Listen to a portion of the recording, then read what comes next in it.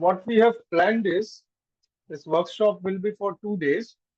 And in the first day, so is everybody hearing me? Am I audible? Yes, sir. Yes. Okay, thank you. So what we have planned is this will be for 2 days. On the first day, I'll cover the energy scenario. What is sustainability? What is renewable energy? How can it be harvested? And on the second day, I was planning to continue with other forms of renewable energy. And the first day, in the last phase, I was thinking of covering only solar part because it is the most comprehensive. So tomorrow we'll be covering the rest of the renewable energy sources, along with how to harvest these sources, and most importantly, we'll cover energy storage and sustainable energy storage. What is the national plan? Uh, how can we do our part? And what can be the future courses and future research? What is going on? So that we'll cover tomorrow. So today, let's start with renewable energy. So I welcome you all. I hope everybody is comfortable with English. Yes, sir. Yes. Okay. So I'll be sharing my slide. Just a minute.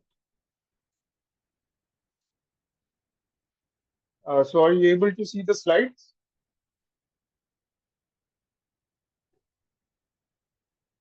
I hope you're able to see. Okay. Okay. Fine. So today we'll cover renewable energy and sustainable storage. So this is the entire theme of the workshop. I'm Dr. Richik, GhoshThakur, and I'm a board member of the International Solar Innovation Council at InSIC, called InSIC, and based in Finland. I also hold the position of the research scientist at Indian Institute for Rural Technology, and which is located in West Bengal. So moving on. So let's look at the global energy challenge. So before that, I would like to just say a few words to you that if you have any questions midway, you can raise your hands, of course, and then midway we can take some questions. And at the end of this session, we'll have 30 minutes or so, half an hour, to have all the other questions in detail. We can discuss, we can interact if you want. So the last 30 minutes is reserved entirely for questions. And midway, if you have any questions, you can raise your hand, and if possible, I'll answer your question. Okay. So let's start with the global energy challenge. So the thing is that day by day, year by year, as the population is also increasing and our living conditions are also improving, our energy demand is increasing day by day. So we currently, if you see the national perspective, back when we started at 1947, say, from independence, so per capita demand, so electricity demand, I'm talking about electricity demand. So per capita electricity demand was only 16 units, 16 units. So in order to familiarize with you with the unit of energy, electrical energy, it is 1 unit, and 1 unit is 1 kilowatt hour. By 1 kilowatt, I mean 1000 watts. So you might, so those who are not familiar with this term, I hope everybody is, but still, so you have your fans, which is, if it's an old fan, it consumes about 80 watt. If you have small LED bulbs, which consumes about 9 watts or so. And say your AC, you have AC in your houses. So AC consumes about 1.5 kilowatts for, if it's 1.5 tons to 2 tons for 2 kilowatt. So like this. So 1 kilowatt means 1000 watts. So this is the metric. This is the energy system that we understand. So back during independence, so annually, in an entire year, our electricity per capita, electricity consumption was only 16 units. So it's very negligible.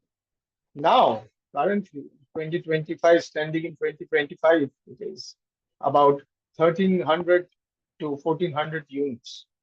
So it's grown quite much, as you can see on the graph on the right hand side. This is presenting gigajoule. And as GDP is also increasing and our living conditions are improving, energy demand is also increasing. And this will go on. So the thing is that one thing is sure that we need more and more energy as years progress.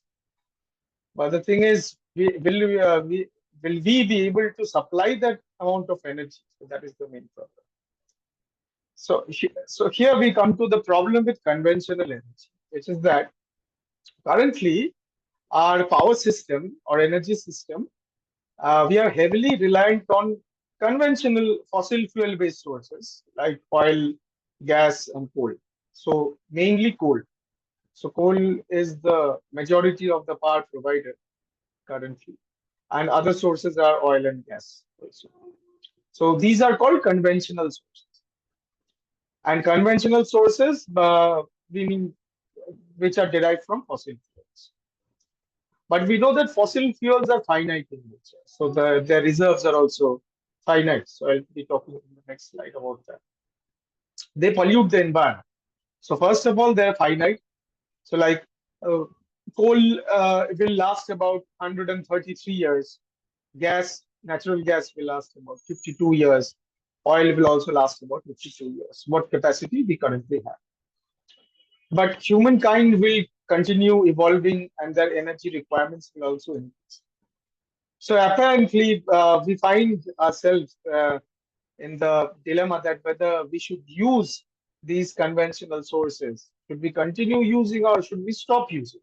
Or should we limit ourselves into using these sources? So the solution is two. So first is we should reduce our consumption of fossil fuels. And secondly, we should look for other kind of sources which do not pollute them. So like fossil fuels release harmful gases like of carbon dioxide, oxides of sulfur, nitrogen, and they are responsible for uh, greenhouse gas emissions, greenhouse gas effect, other kinds of air pollution. So this is where the problem is. And then if we dig in deeper, we'll see that when we started off, we see that we were heavily reliant on coal. And gradually, as the years will progress, coal will gradually be phased out. By phased out, I mean that the coal thermal power plants, which use coal to generate power, so these kinds of power plants will gradually phase out or will be shut down gradually. So you can see currently we are at 2025, where still we are heavily reliant on fossil fuels. And gradually, more and more renewables will come into the grid, come into the picture, as is the situation right now. More and more solar power plants. If you look all around you, new every day, new solar power plants are being installed. New renewable energy wind power plants, other power plants are all being installed. These are all renewable energy. So I'll do the definition of renewable and non-renewable. So first we look into conventional. So conventional is again fossil fuel based. So what are the sources? We have coal, oil, natural gas, and oil and other gases also. So all these sources are limited, as I said. Environmental impact of fossil fuels is also very high because fossil fuels are mainly carbon based. So if you burn fossil fuels, what will happen is you'll release carbon dioxide into the atmosphere, right? And other harmful gases also. And this will lead to, as I said, greenhouse gas effect, which will warm the environment and the overall temperature of the earth will increase. This will cause melting of glaciers. You all know this, melting of glaciers, then this will lead to rise in sea level. There will be flooding and there will be chaos if we don't control. So what is the solution? The solution is to stop or limit ourselves using this fossil fuel based part. So we ourselves, all of us, cannot do that independently, right? So we are dependent upon the companies who provide us electricity. So these companies are called DISCOMs, DISCOMS, DISCOMs, or electricity distribution companies. Uh, Now we'll move on to the next slide. So now we'll do the difference between renewable and non-renewable energy sources. So what do we mean by renewable? Renewable means the energy source which is not limited, not finite, it's infinite, and can be renewed also. For example, we have the sun's energy. The sunlight will always shine into the earth. So of course, sun has also a life, but this is in the term of billions or trillions of years. So we need not worry about that right now. So it will continue, keep on going and providing us energy. And if you see, all the rest of the renewable energy sources are all derivatives of the sun. Because if you see biomass, what is biomass? The plants and all the flora which grows all around us are called biomass. The wood, grass, shrubs, everything is biomass. So if sunlight was not there, so biomass would not also be there. So biomass is the result of sunlight because of photosynthesis, the grow, and we have all the greens around us because of the sunlight. So biomass is also a derivative of solar energy. And then we have hydropower, right? Because due to sunlight, when sunlight falls on the water bodies, evaporation occurs, and then due to rains, and then rain occurs, then on the rainwater falls into the mountains and the catchment area. From there, water flows down through the mountains, and from there we trap water and we use hydropower, hydro energy. I'll do a detail about hydro energy later, maybe tomorrow in the first half. The first section I'll do a very detailing about hydro energy. But right now, so all of us know a little bit about these renewable sources, right? So hydro energy is again the derivative of solar energy. And if you see wind, so wind occurs due to the flow of wind, of course, it rotates a turbine, and due to that energy is produced.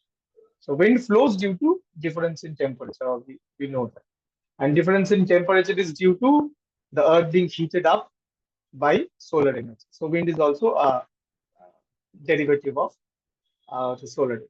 Now then lastly comes solar itself. So we can harness solar energy directly by two ways. I'll talk about it in my next slide. Till now, okay, I'll finish this slide and then if you have any questions, I'll take one. So let's talk about non-renewable energy sources. We have coal. So coal is limited, as I told you. We have 133 years of coal reserves. So it's about say 1 trillion metric tons or so coal reserves we have. And then we have nuclear fuel. We need fissile uranium 235 for in the nuclear power plants. So that fuel we also have in limited quantities, not infinite. It's not infinite. So oil, similar, we have a finite. It's a finite resource, and then gas also, it's a finite resource. So till now, do you have any of you? Do you have any questions? If you have, you can ask me questions, or if not, I'll just proceed.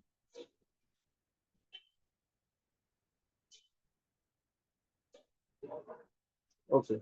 So I'll continue. Okay. So do you have any question, Mr. Marshall? I think you said. No, sir. No question. Okay. Okay. So then I'll move on to the next slide. So which is very important, which is the installed capacity of power sources currently in India. I'm talking about this year. This is the current scenario, which is that what do we mean by installed capacity? Installed capacity means that how much of power plant capacity is installed, which means coal is currently 223 gigawatts. This is the installed capacity. Oil and gas, it's about say it's these are all very minimum. It's about 21 gigawatts or 4%. The nuclear is only 2%. And then we have hydropower, which is 11%. Solar is 25%. It's gradually increasing. So currently, solar capacity is about 127 gigawatts. And then we have wind about 11% or 53 gigawatts. And then rest is biopower, which is only 2%. It's 10 gigawatts. Means that suppose you install a system, a solar system in your roof. So now there are many schemes, government schemes like PM Surya Ghar scheme is there, under which a net metering scheme is the national scheme, under which you can install solar power plants. So you can install small solar power plants in your roof, like 1 kilowatt to 5 kilowatt. You can easily install in residential in your rooftop. So these are kilowatt wise. So if the power plant is kilowatt, it is a very small power generation. And now coal, we are talking about 223 gigawatts of power. So this is huge. Okay. Let's talk. This is the installed capacity. You can take a screenshot or something. I'll see if I can share my presentation and my slides tomorrow. So this is the capacity. Now, if we look at PLF assessment. So what is PLF? So PLF is plant load factor. Okay, so before that, is there any question on the installed capacity? Have you understood the concept of gigawatts? How many gigawatt is installed, and why it's termed as gigawatt and not a megawatt or kilowatt? So what we have is 1,000 watts is 1 kilowatt, and 1,000 kilowatt is 1 megawatt. 1,000 megawatts is 1 gigawatt, and then 1,000 gigawatts is 1 terawatt. Okay. So this kind of nomenclature we already know. I'm just revising. And then you can always, what you can do is you can compare it with your household system. What is your household load? Suppose you have one AC, several lights and fans running. Suppose you have a total load of say 3 to 4 kilowatt peak load in your house. So compare that with the total installed capacity. So if you combine all of this as shown here, it's about nearly 450 gigawatts of installed capacity. So these are all the power plants that are generating power the entire day or most of the time. Okay. So here, do you have any questions? So as our audience is small, so I like to exploit this. So I like to take your questions also, because that will be suitable. We don't have many people over here, and we can take individual questions. So if you don't have, I'll just move on. No problem. And then let's move on. And if you have any questions, you can always raise your hand, or you can ask the questions straight away. No problem. Okay. So let's look at PLF assessment. So what is PLF? PLF means plant load factor. So say my coal, I have 225. If you look at the previous slide, I have my coal installed capacity is 223 gigawatt. Okay. So does that mean that entire day it is generating 223 gigawatt? So we have to multiply 223 gigawatts into 24 hours of the day. So that will lead to the total energy produced. So if you look at the actual scenario, it's not like that. So PLF means plant load factor means that how much the plant is operating based on its total capacity. Say if a coal-fired power plant, if a coal power plant has high PLF, which means that say 75%, it means that 75% of the time it's operational in its full capacity, or 75% of the time it's working, and say 25% of the time it's not working in its full capacity. So if you look at the graph on the right side, we can see that for coal, so coal has a very high PLF, about 65%. So it means that all the thermal power plants which are there in the country are working 65% of the time at its full capacity. It's working. So maybe 35% of the time it is working at reduced capacity, or it's not working. Some plants are not working. Maybe it's the condition. And if you look at oil and gas, we have a lower capacity of oil and gas power plants in India. So if you look at the PLF, it's about say 17%. So it means that to the entire day, it's only oil and gas power plants are only working for 17% of the time in an entire day. It's very low. If we look at nuclear power plants, the thing is, when you start a nuclear power plant, it cannot be stopped very easily. So it will continue to run and generate power. So this is why it's mainly nuclear power is there for catering the base load of any power system. So nuclear power plant, you can never shut down. You can shut down, you can reduce its capacity of working, but you cannot shut down very easily. So this is why it has the highest PLF. It works all the time, more than 70%. It's about 72%. Okay. So nuclear has very high PLF. It works all the time. Then we have hydro. So sometimes we can have sufficient water in the dams. Sometimes we don't have sufficient water in the dams, and we have to reduce the capacity of hydropower. So this is why hydro has a PLF of about 45%, a little bit above 45%. So it works half of the time or half of its capacity, depending upon the water available. Because hydropower, it uses the potential energy of water. It flows the water through a turbine, and the turbine rotates and it generates power. So hydro is working about 50% of the time in its full capacity. So now if you look at solar is only 15%. So you might be wondering why solar is only at 15%. Because you see, solar only generates when there is sunlight, right? So if there is no sunlight, then solar power plants won't generate any power. So this is the main drawback of solar. From say starting from morning 8 o'clock or 7 a.m. in the morning, you have solar generation, right? So from there, solar generation peaks and it starts to increase. So at 12 o'clock in the noon, okay, so you have highest amount of solar generation in the noon, 12 o'clock. And then from that, solar generation again drops down. And say 4 o'clock to 5 o'clock, it diminishes. So after 5 p.m. in the evening, you don't have any solar generation. So all the solar power plants, mandatorily, it is the because of nature, mandatorily it has to stop working and stop generating power after the sunlight period or sunshine is over. Okay. So this is the constraint or limitation of solar. This is why it operates at 15% of capacity only. And then we look at wind. Wind is very variable in nature. We cannot predict wind very easily. So sometimes it is very high, sometimes it is low, sometimes it is very low. So if we do an average, so wind power plants operate at 30% of capacity. It has a PLF of 30%. Okay. Similar, we have small hydro. So small hydro system does not have any dam. So how does it generate power? So it taps a stream. So suppose there is a mountain and a stream falls beside the mountain, and you divert the stream a little bit, and you take the water and you pass it through a hydro turbine. So this is a small hydro system. Small hydro system may have some small dam, but it's not mandatory. So small hydro system has higher variability. This is why, because water flow from the stream is not always constant. Again, sometimes it is very high, sometimes it is low, sometimes it is average. So if you take an average, it is about 25%. So suppose a hydro power plant is rated at 100 kilowatts. So 25% means it works at 20, it generates about 25 kilowatt of power. So again, I'll repeat.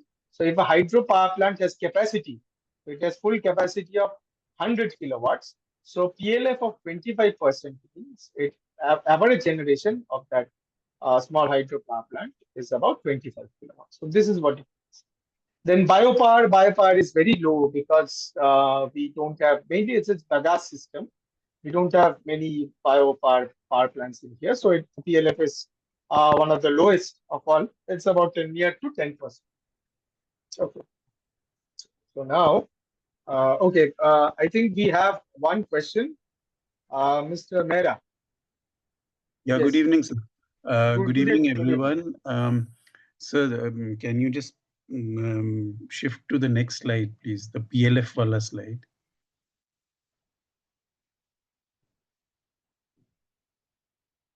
Yeah. Sir, in this, I have one or two observations. Firstly, we have wind which is coming slightly more than 30. I think this would be more relegated only to Tamil Nadu and maybe Karnataka. Because having worked in wind energy, I have not seen, you know, I mean, PLFs ranging from maybe 18 to say 23, 24. That is one. Secondly, sir, regarding the formula of the PLF, can you please elaborate on that?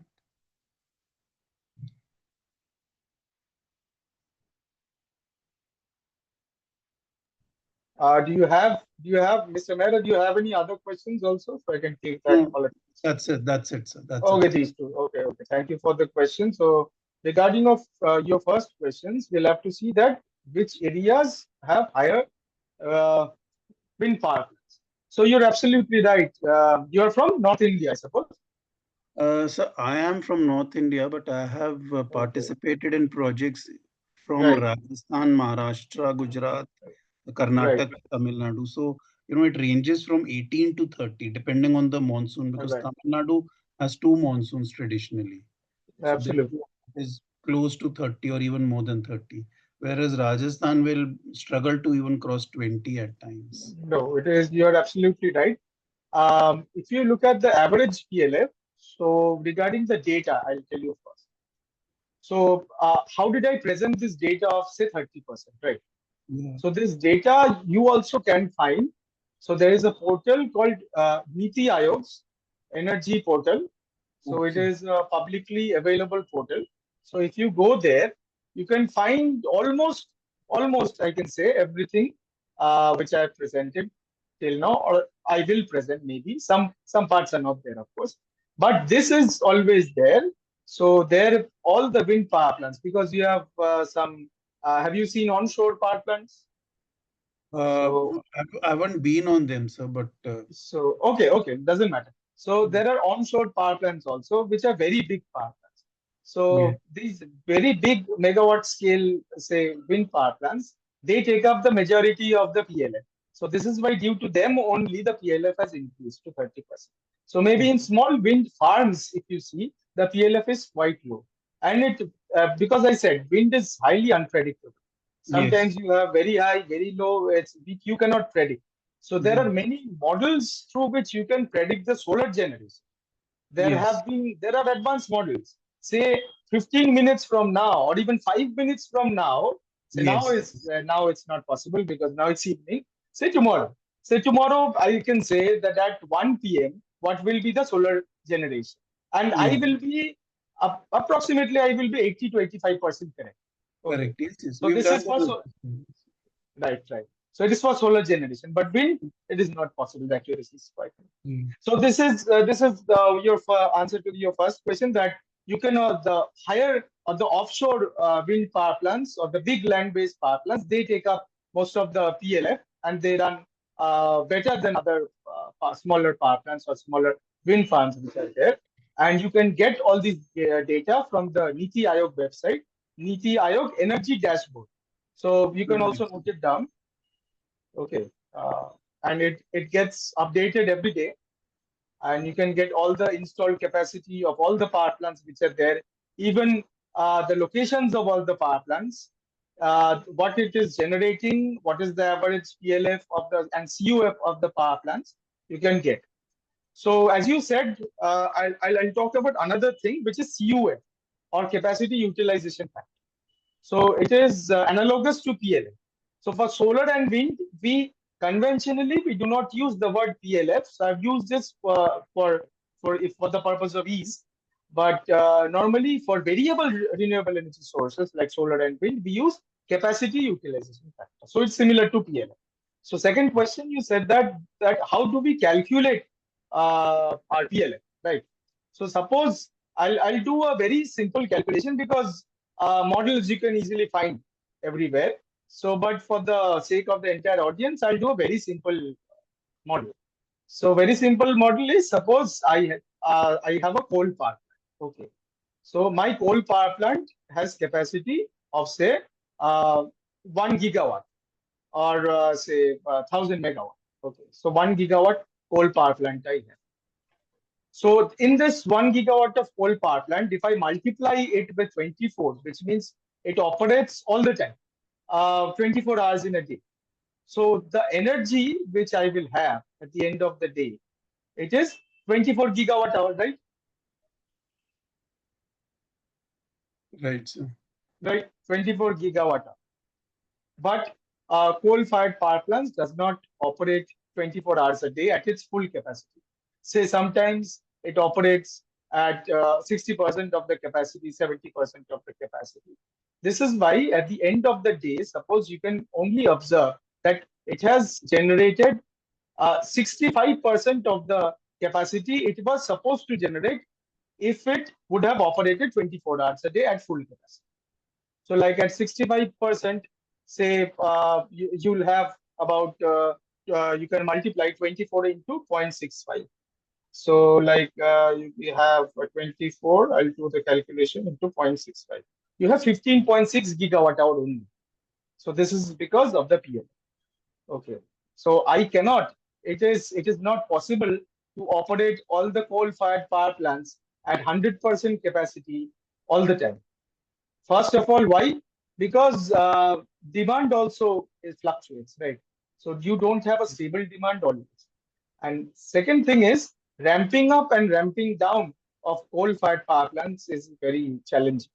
So you need to operate it at a certain level. You cannot go down below 40%. That would cause inefficiency in the system, and you cannot go higher than 70% for 80% for coal also. So that is also a challenge. So I hope that answers your questions somewhat. Yes, sir.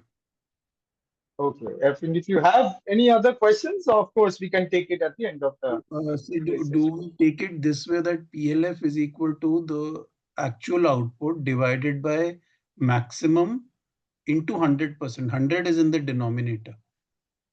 Uh, you can say that, yes, first you calculate the fraction that what is the total optimal capacity or the rated capacity or rated generation. So as I said that if the plant is 1 gigawatt, then you multiply it with 24 hours of the day, that is 24 gigawatt. That will be in the denominator, as you said. And in the numerator, it will be the actual generation of the plant. Right. So actual generation by maximum generation Right. into 100%. Right. Into 100. So that will give the percentage. Right. Thank you. Right. Okay. Thank you for your question. So I'll move on then to the next slide. Yes.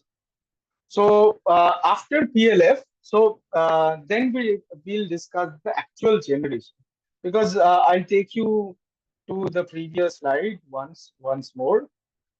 First is the installed capacity. You see that for coal it's 223 gigawatt, and for solar it's 127. Okay, so let's say solar is 50% that of coal. So what normally you can figure out, or normally one would understand, is what power coal will generate, solar will generate half of it, right? So because the capacity is half, then we look at the PLF. So it's not the case, because thermal power plants, or coal-fired power plants, have higher PLF, 65%. So if we talk about the total energy generation, so it is coal-fired power plants generate way more energy than solar power plants because of the PLF. So two things. First is this installed capacity. What is the installed capacity? How is the installed capacity generating power? That you have to look into PLF. PLF of coal is 65%, while PLF of solar is only 15%. So there is a vast difference, which is why the generation, there is a huge difference in your generation. So why is that? I'll just explain. You see, for coal generates about 68% of the power. So this is a nationwide scenario. All over India, on an average, what power I get, 68% of that power comes from coal, because generation of coal is the highest. And if you look at oil and gas, it is only 2%. Nuclear, it is 3%. Hydro, 11%. As you can see, solar is only 9%.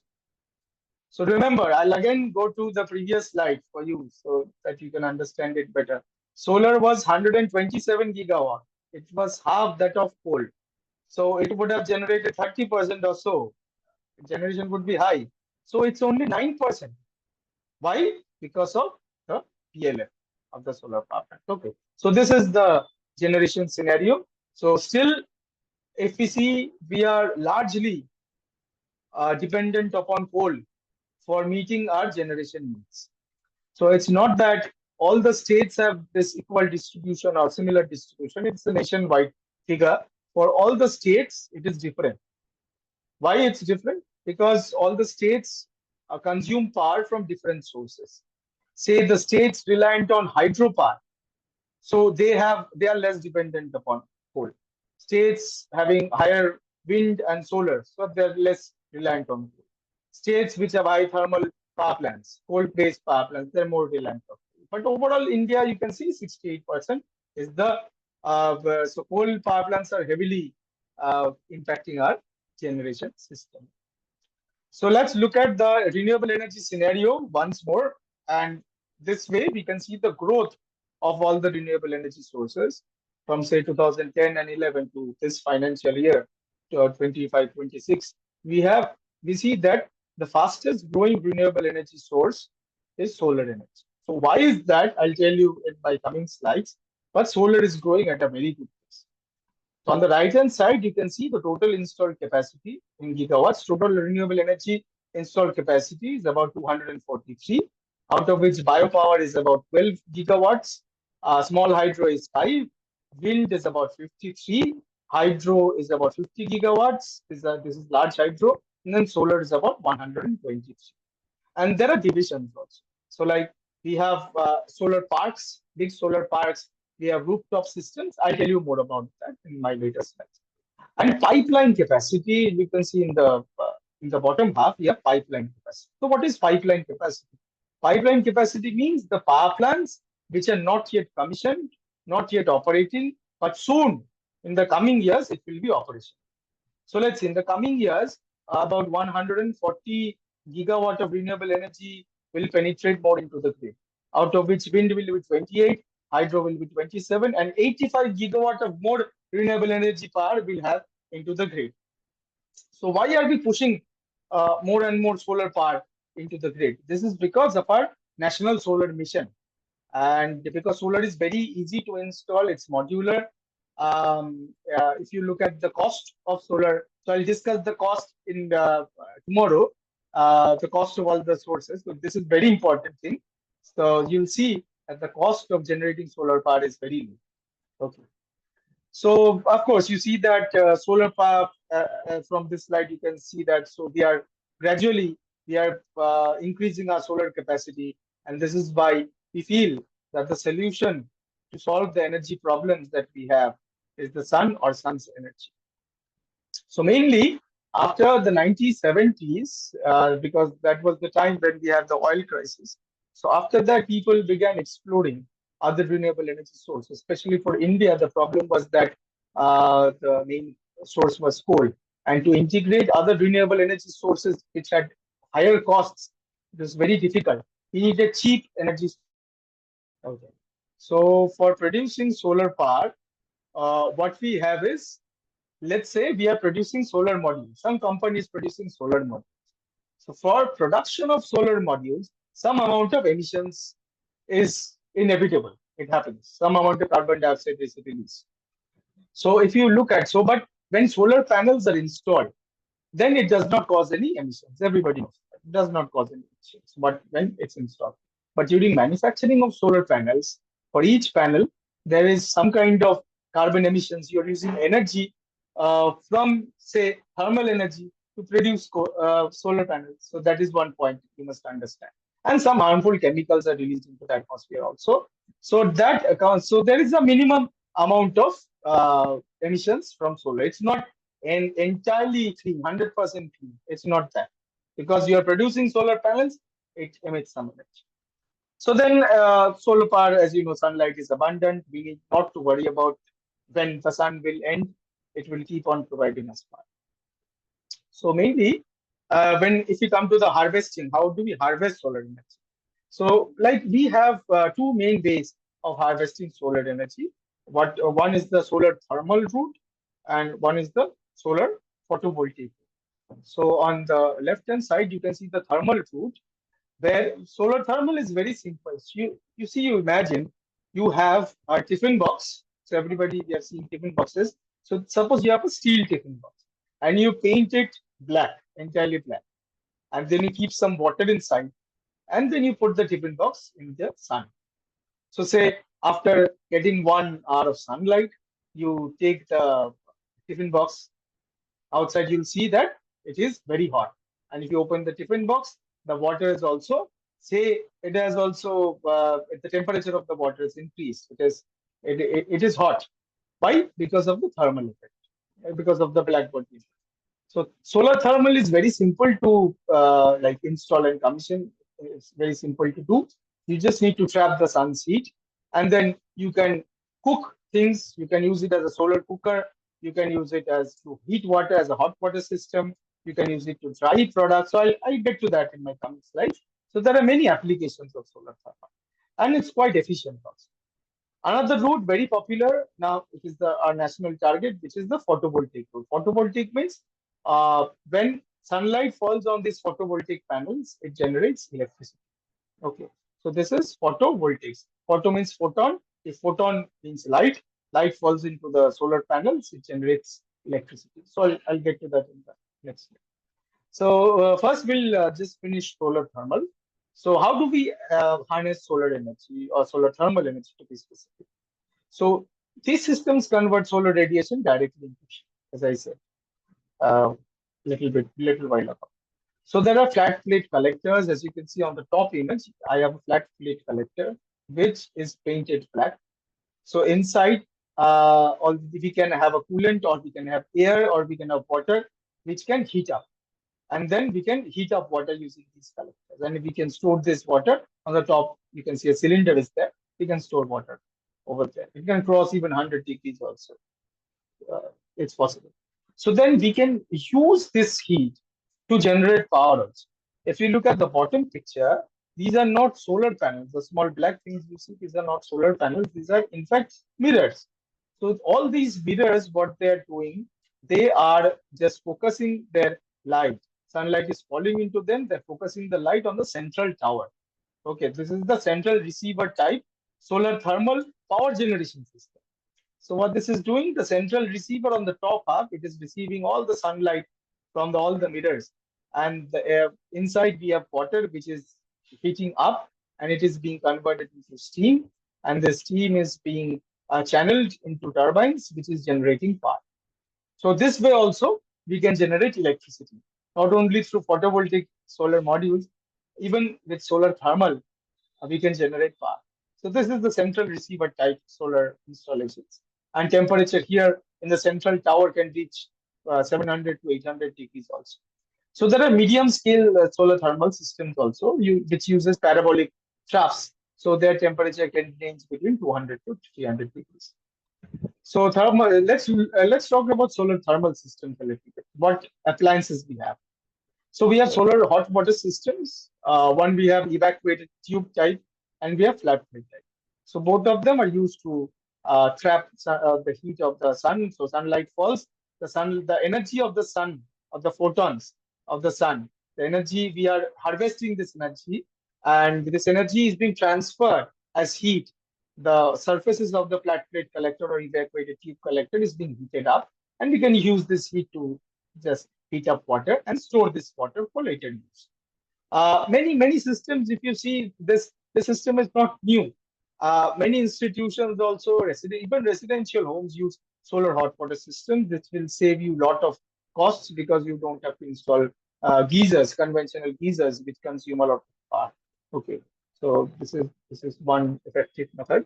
And then we have other solar thermal systems like solar cooking systems. These are very popular and has been going on since a long time. So on the top picture, you can see a parabolic trough type SK15, 16 model, which we have here. So this is a parabolic dish. And when sunlight falls into this dish, you can see there is a central holder type of thing, and the entire all the sunlight is reflecting in the mirrors, and all the reflected light is focused into the uh, central this receiver. Okay, the small holder, you can see all the sunlight is being focused into that. So what will happen if you place an utensil over there? And if the utensil contains, say, rice and dal over there, you can make khichdi at your home very easily using this parabolic trough type solar cooking system. So entire heat will be focused into that system. This has higher temperatures, let's say 200 to 300 degrees, it can reach very easily, and you can cook food faster. But if you see the system, but it has a higher cost, of course, the cost is higher. And if you want to purchase a similar kind of systems for your homes, you want to have a solar cooker at your home, which is very effective also. You can have this solar cook box type solar cooking systems, which is, you can see the bottom half of the picture. These are also solar cookers. These are box type. You can have four different boxes of different sizes. You can put some raw materials, raw food over here. Say you want to make khichdi, you want to make some egg preparation or something like that. Very simple, of course. You want to make, you put in all the raw materials, food you want to cook into this boxes, and then you just close the top lid and then put it into the sun. And then you give it 3 or 4 hours into direct sunlight, it will cook food for you. So it's a one-time use. Suppose you purchase once, you cook, there is no recurring cost. Say 2 to 3 years you use, and then you have to do some very small maintenance. But the only disadvantages of thermal systems is whenever there is direct sunlight, in those scenarios, the solar cookers will work. If you have diffuse sunlight, the solar cookers or solar thermal system as a whole does not work very effectively. Okay. So there are even more kinds of solar thermal systems. If you look, we have solar still. What is the solar still? It is a water distillation plant. So we put what you can see the tray, you can see the black body also. We put water, normal tap water in the tray, and then we put it into the sunlight. Then water, it will heat up, then water will evaporate. And when water evaporates, it leaves all the residues beside. And then the evaporated water does not have any minerals inside it. And these percolates and drops down into this small jar, white jar you can see on the left hand side picture below, white jar you can see all the water which evaporates collects into this jar. And then this water is called distilled water. It does not have any minerals. So if you want to make distilled water in your home, or you want to have a production facility of distilled water, want to make a production plant of distilled water, you can do it through solar energy in a very low cost mode, so using this process. Okay. So again, this will work in seasons or in areas where there is ample direct sun.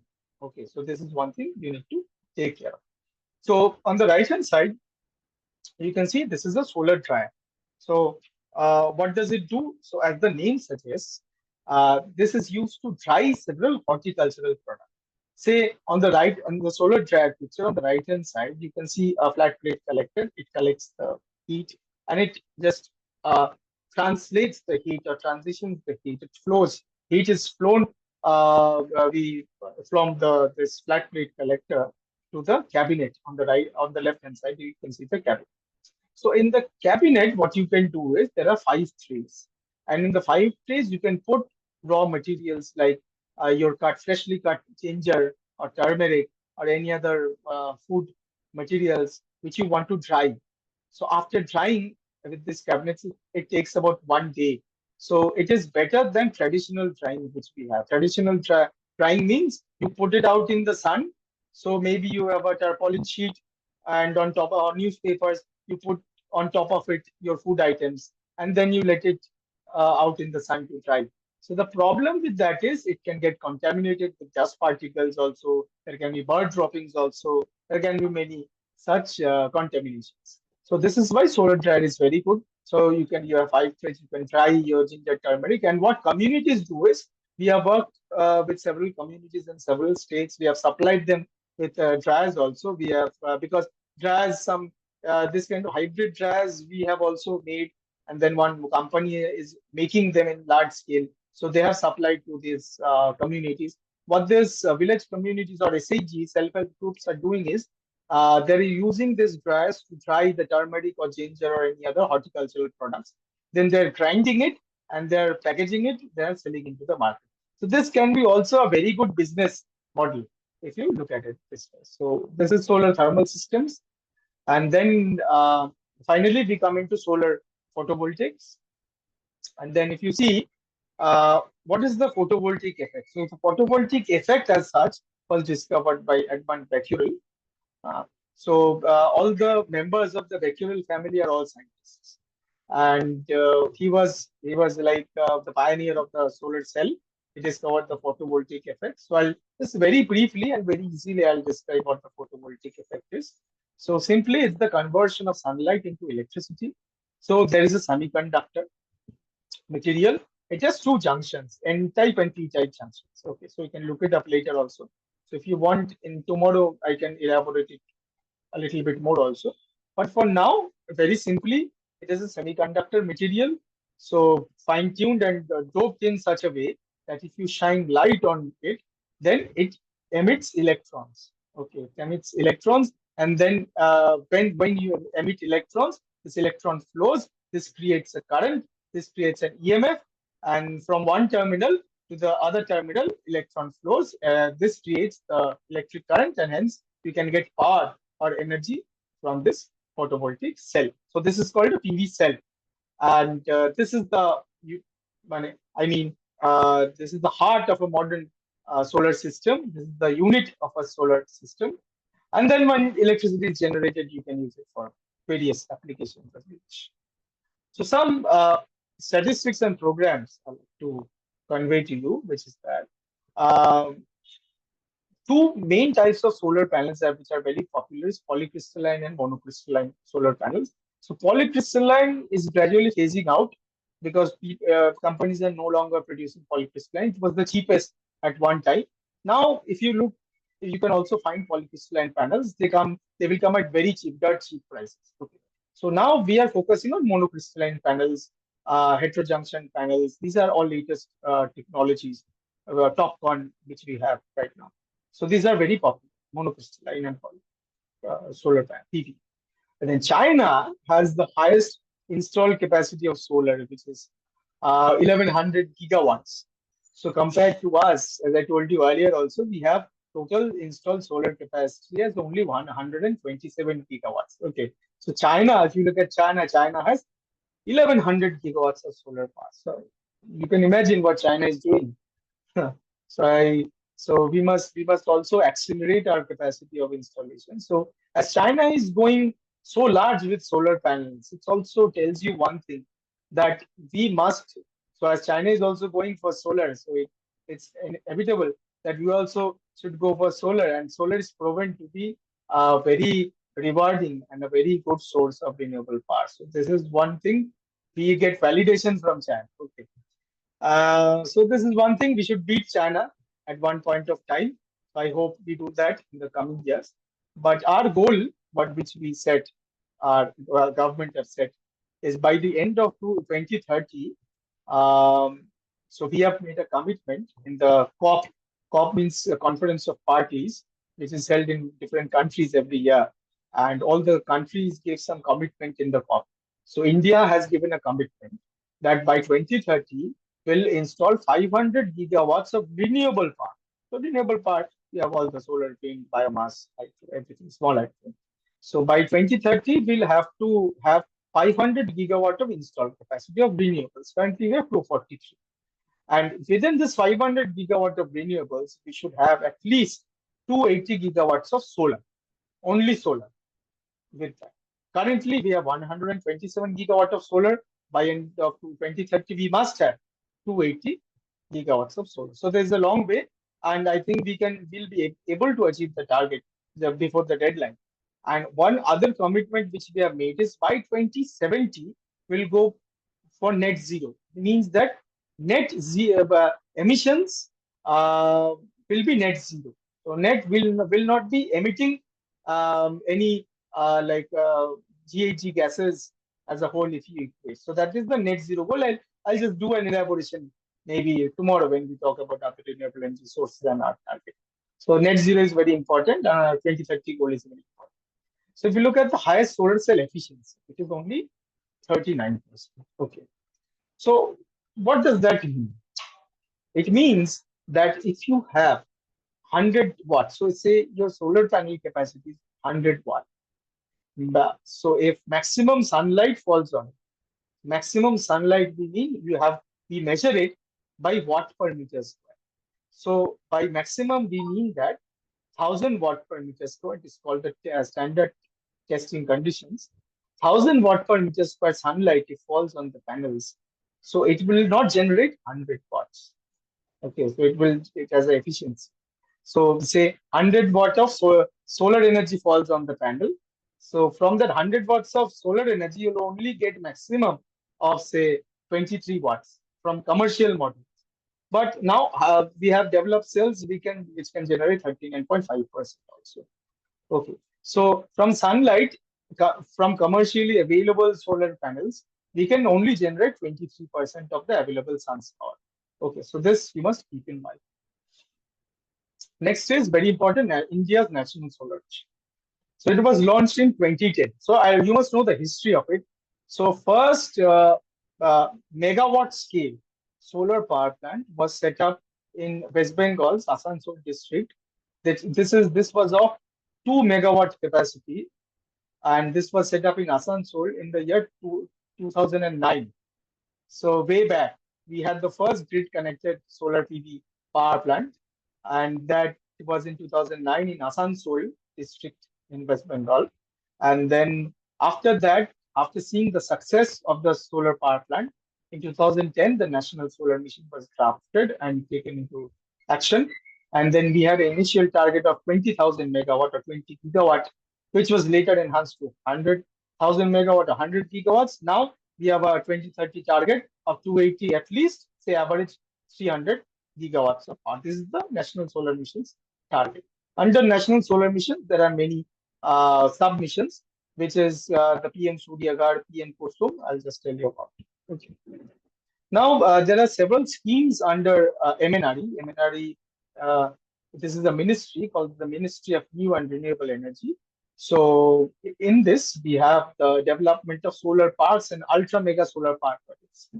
You can see we have the picture of the Bhadla solar power plant in Rajasthan. So its capacity is 2 gigawatt or 2000 megawatt on average. I think this is the capacity of that. It's one of the largest solar power plants or solar parks. Solar parks means it's a large patch of land and where there is array and arrays of solar panels installed into it. These are called solar parks. Okay. So all the solar parks, and there are other solar rooftop systems also. In rooftops, you might have seen in your houses, also in several office buildings, and in schools, colleges, in other buildings or organizations. On top, we have solar panels installed in the roof. So these are called solar rooftop systems. So there are several grid connects. So if all the solar panels now, what we are aiming is we are connecting it to the national grid. Okay. So this is an electricity grid which is providing power nationally. So it's connected to every household, to every generator, to every transmission system, to every generation system. We are all connected to the national grid. And no matter where the solar panel is generating power, all the power is being exported into the national grid itself. Then we have a very good program called the PM Kusum or the Pradhan Mantri Kisan Uriya Suraksha Evam Uttan Mahabhiyan. So this is targeted towards the farmers because there are a lot of farmers who still use diesel pumps. Okay. So, but we need to curb the use of diesel. We need to phase out diesel, and then we need to adopt solar pumps also. This is the program which deals about it. So till now, 10 lakh diesel pumps have been replaced by solar pumps, and it is being increasing day by day. So farmers also get subsidies if they opt for PM Kusum program. And then under National Solar Mission, you have a very good residential program called the PM Surya Ghar program. So in PM Surya Ghar program, you can install this on-grid system. What is an on-grid system? I'll tell you. I have my coming slide in which I'll tell you about the on-grid system and other solar systems. On-grid systems, you install a solar power plant in your rooftop, and the power that the solar power plant generates, suppose it generates about 100 units of power, uh, say in the end of the month, it generates about 100 units of power, and you have consumed from the grid, say, 200 units of power. So if you have not installed the solar power plant, you would have paid the price for 200 units to your electricity distribution company. But if you install appropriate solar in your rooftop, then say you can save 100 units or even more. So say the solar power plant generates 100 units or 150 units of power. So that will get deducted from the 200 units you have consumed. So 200 minus 150, you'll only have to pay for 50 units of power. So this is one very good program. Everybody can apply through the PM. I think PM Surya Ghar portal is there. So all of my colleagues have, or all the associates have also applied. They have got the connection also. This is the PM Surya Ghar portal in which you can apply. Okay. So for that, you need to understand what the solar systems are. So I'll tell you about that so that also you gain the knowledge regarding this. So let's break down solar. So at the heart, we have the solar photovoltaic cell. On the left-hand side, you can see the picture of solar photovoltaic cell. So using these cells, taking the cells into series, we can make a solar module. So there are, some modules have 72 cells, some have even 60 cells. These are now outdated. So now some modules have 72 cells, and most modules now come with 144 cells in a solar module. So solar module is comprised of individual photovoltaic solar cells. And then through joining some modules. So this is again, somebody said that modules are also called panels, but the nomenclature is that using 3 or 4 modules, you create a panel which achieves the optimal voltage. Okay. And using these modules and panels, you create a solar array or big fields of solar as per your requirement. Say now you can get a solar module up to say, I think maybe 540 watt. So one module is about 540 watts. You can get that module in the market very easy. Okay. So if you purchase that, and if you want to develop a 1 kilowatt system, so you need 2 of these modules. So put in 2 of these modules, you get a 1 kilowatt system. So purchase 5. So say purchase 4 of the 540 watt peak modules. So you have a 2 kilowatt system. Okay. So this is how it works. So it's very modular. You can create your own power plant or your own configuration using combinations of your solar module.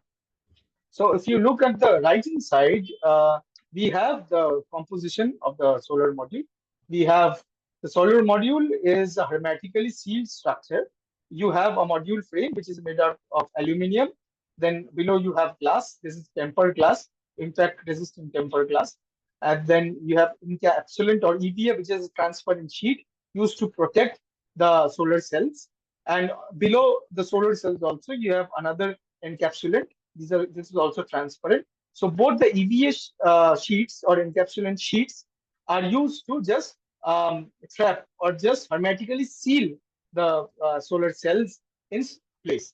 And below you have a back sheet, which is opaque, and you have a junction box where the wires come out. Okay.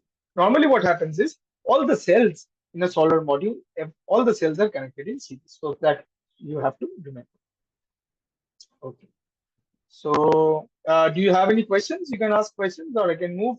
And yeah, so first let me complete and then we can we don't have much time left for today.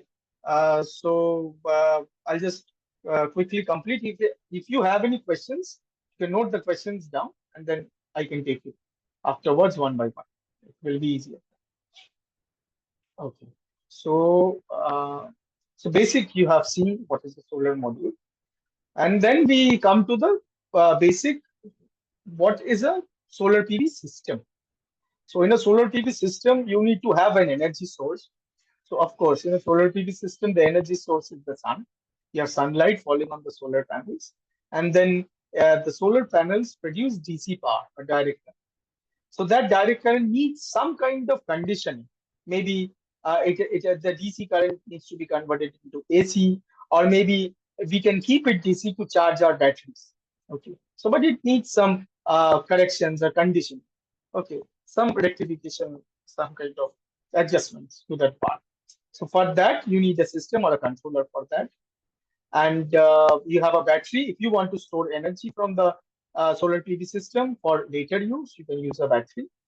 And then after you have sufficient storage, you can distribute this power. So maybe you have your own loads in your house. Say you have several systems which you only need, you wish to pass through solar. You can do that. You can have your own separate loads or separate appliances which you can only pass through a solar system. That is also possible. Or you can use an solar inverter to export all the power to the electricity grid. And when you export the power to the electricity grid, then your bill gets reduced. Okay, so this is I'll come to.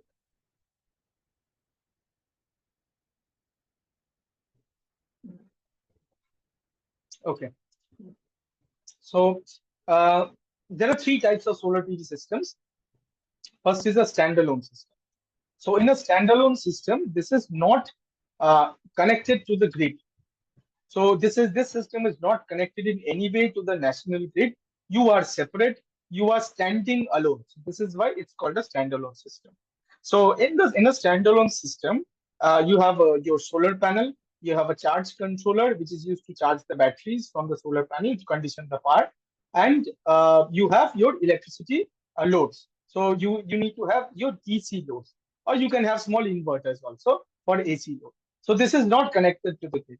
So it can work in standalone mode, does not require connection with the grid. And the main components are solar PV panel, your battery, and an off-grid inverter. Or if you want to use DC loads, you can have your DC loads, no need to have inverter. You can directly use from the charge. Then you have an on-grid system, which is very popular.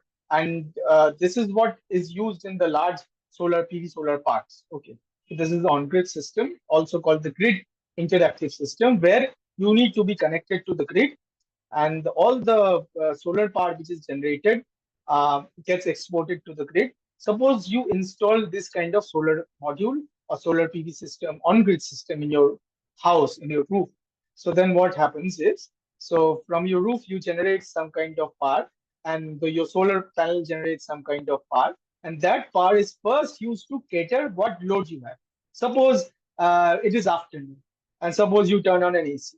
You have a solar panel installed in your rooftop, which is generating power. So it will first try to run some, so it will try to power your AC or some part of the power which is required for the AC. And suppose you don't have any loads, you don't turn on your AC, but solar power plant is still generating, then it will export the entire power into the grid. And what is the benefit? Benefit is both ways. First benefit is if there are loads you have, suppose AC fans, lights, if you have turned on, if solar is there, it will cater your load and you will not consume from that. And second benefit is if you have no loads running, if you don't have any appliances running, all the power generated by the solar power plant will all be exported to the grid. The benefit of it is the unit it generates and it exports to the grid will be deducted from your final electricity bill. So you have to pay less to the electricity distribution company. Okay. But the thing is, whenever the grid is connected, when grid is not there, suppose there is load shedding, then all the solar power which is generated will not get exported to the grid. So this is one drawback. Okay. Cannot work when grid is absent. It has no battery. So on-grid system does not have any battery. It has a solar, it has the solar PV system, solar modules, and an inverter, and the wire and all the junction boxes are there. So main two components: solar PV and an on-grid inverter. Okay. So why on-grid inverter? Because solar PV power plant generates DC power. So that DC power you need to convert to AC power, and then because national grid you're taking AC power, all the fans and lights and the ACs all run from AC power. That is maybe single, if you are working in single phase, which is most of us, this 230 volts AC. So you're running all the appliances using 230 volts AC. And similarly, you need to export power in that level. So from DC power, your on-grid inverter, what it does is it converts the DC power into 230 volt AC, and then it feeds it to the or exports it to the grid. So that is the mechanism how it works. And then you have hybrid system, which is a very good system, which has both the advantages of both the system. A hybrid system has battery if you want to back up. So there are two types of hybrid system. In a simple hybrid system, it works as a standalone system, but you have electricity grid. Suppose this is very effective for areas where power goes on for some times a day, say 2 hours or 1 or 2 hours or 3 hours a day, power goes. So for those areas, the hybrid system is the best way to go. Why? Because whenever there is shortage of power, whenever there is load shedding, what you can do is you can install this hybrid system. We have a solar PV module, yeah, and you can store the power from what is generated from the solar PV module into the battery, and then you can use that stored power whenever there is load shedding through an inverter. Through a hybrid inverter, you can use that power. So suppose you can ask me the question that what will happen during monsoon? In monsoons, what happens is solar generation is very low. So will my battery be charged? And what will happen if I have load shedding? So in these scenarios, what happens? This is the advantage of a hybrid system. It is connected to the grid. When solar is not adequately charging your battery, then your grid is able to charge your battery. Okay. So this works in both ways. This is the simplest of the hybrid system you have. Another kind of advanced hybrid system, which we are working on right now, we are doing research on that. It has the ability to export extra power. Say you have charged your battery with solar, battery is at full charge, and you do not require power. So what you can do is you can reap the benefits of an on-grid system. The extra solar power which the solar power plant is generating, you can export that power to the grid, and then again at the end of the day, your bill will reduce. So this is coming in a big way also. So, but most popular is the on-grid system. Okay. So let's look at these systems individually with a little bit more detail. Okay. I'll just speak for another, say, 20 minutes and then I'll take your questions. Okay. So first, I have a direct system. In a direct system, you just have your some kind of a DC load. So that is very effective. Suppose you have a DC pump. You have a 12-volt DC pump, and you can operate it directly connected to a solar PV module. If you have a 12-volt module, say 100 watts, you have a 100-watt DC pump, you can directly operate this pump with the solar panel. And it is what the rural communities are also doing that. There are many pumps, there are many solar pumps in the market which are available, which you can directly connect to a panel and it can operate with that panel. No need to install any other controller or inverter or any other VFD or such kind of stuff. Directly connect. But say you are connecting the photovoltaic panel directly to a light bulb, as I've shown in here. So that will be not quite effective. Why? Because suddenly there can be overcast situation. Suppose there can be cloud cover suddenly. Cloud can pass over your solar panel that can reduce the generation, and then the brightness of the light or the brightness of the bulb will also reduce. So the power generation also will be very erratic. So this is what you don't want this. So as a solution for that, we have a standard solar standalone system. In this, we have for generation, we have the panel. So through a charge controller, what the charge controller does is it regulates the power so that the batteries can be charged. Say your solar panel is about 12 volts, okay. So it can even go up to 17 volts. But the batteries normally 12-volt battery is charged at 13.2 volts. So that voltage you need to maintain. So for that you need this charge controller to maintain this voltage. Even through a charge controller, you can also run some DC loads if you have. So normally we don't have DC loads so much. So what we do is after storing sufficient charge in the batteries, I can have a small or big standalone inverter. I can convert this DC power from the batteries to AC power to run my conventional loads like lights, fans, and other stuff. Even you can run refrigerators, even AC also. If you have sufficiently large system, a solar system, standalone system, you can run AC. But the drawback is that the cost is very high. Okay, so normally standalone system, if you install 1 kilowatt of standalone system, the cost comes around 1,10,000 rupees. Compare that with on-grid system, the cost is about 65,000. For an on-grid system, and a standalone system for 1 kilowatt it is about 1.1 lakhs. Okay, so this is why, because on-grid system does not have any batteries.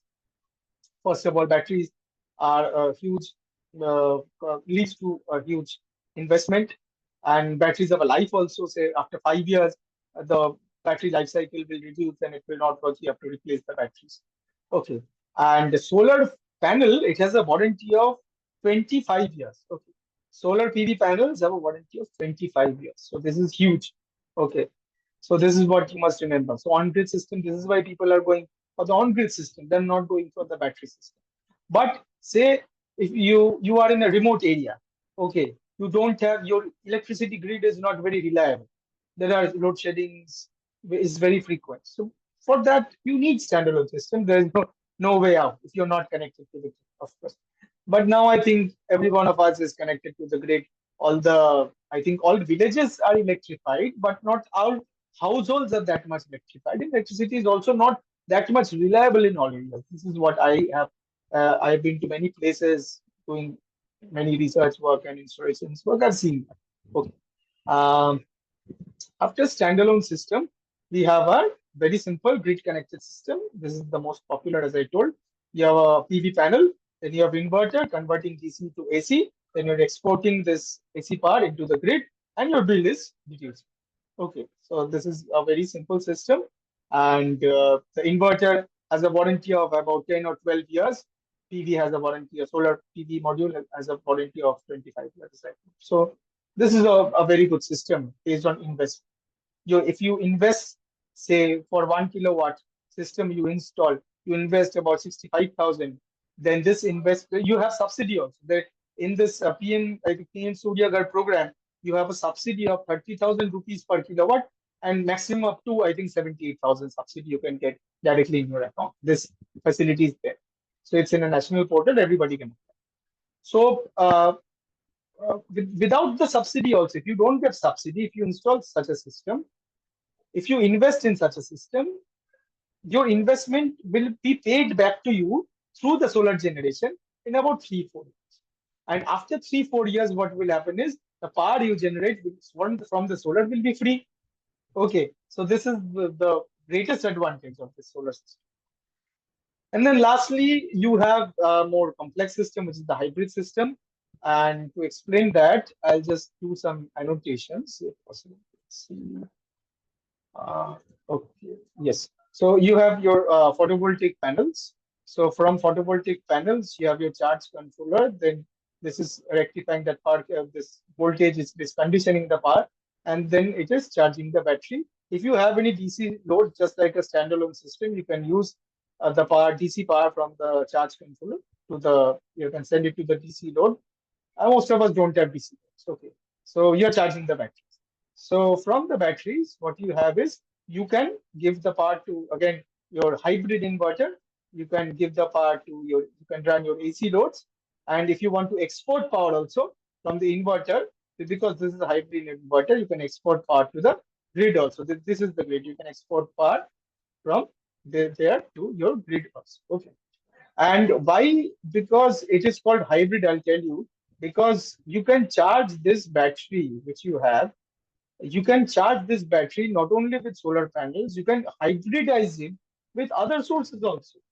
Say if you use a normal like petrol or petrol generator, diesel generator, or say a wind turbine, you can use this kind of sources. You can use a rectifier because this is all AC systems. They generate AC power.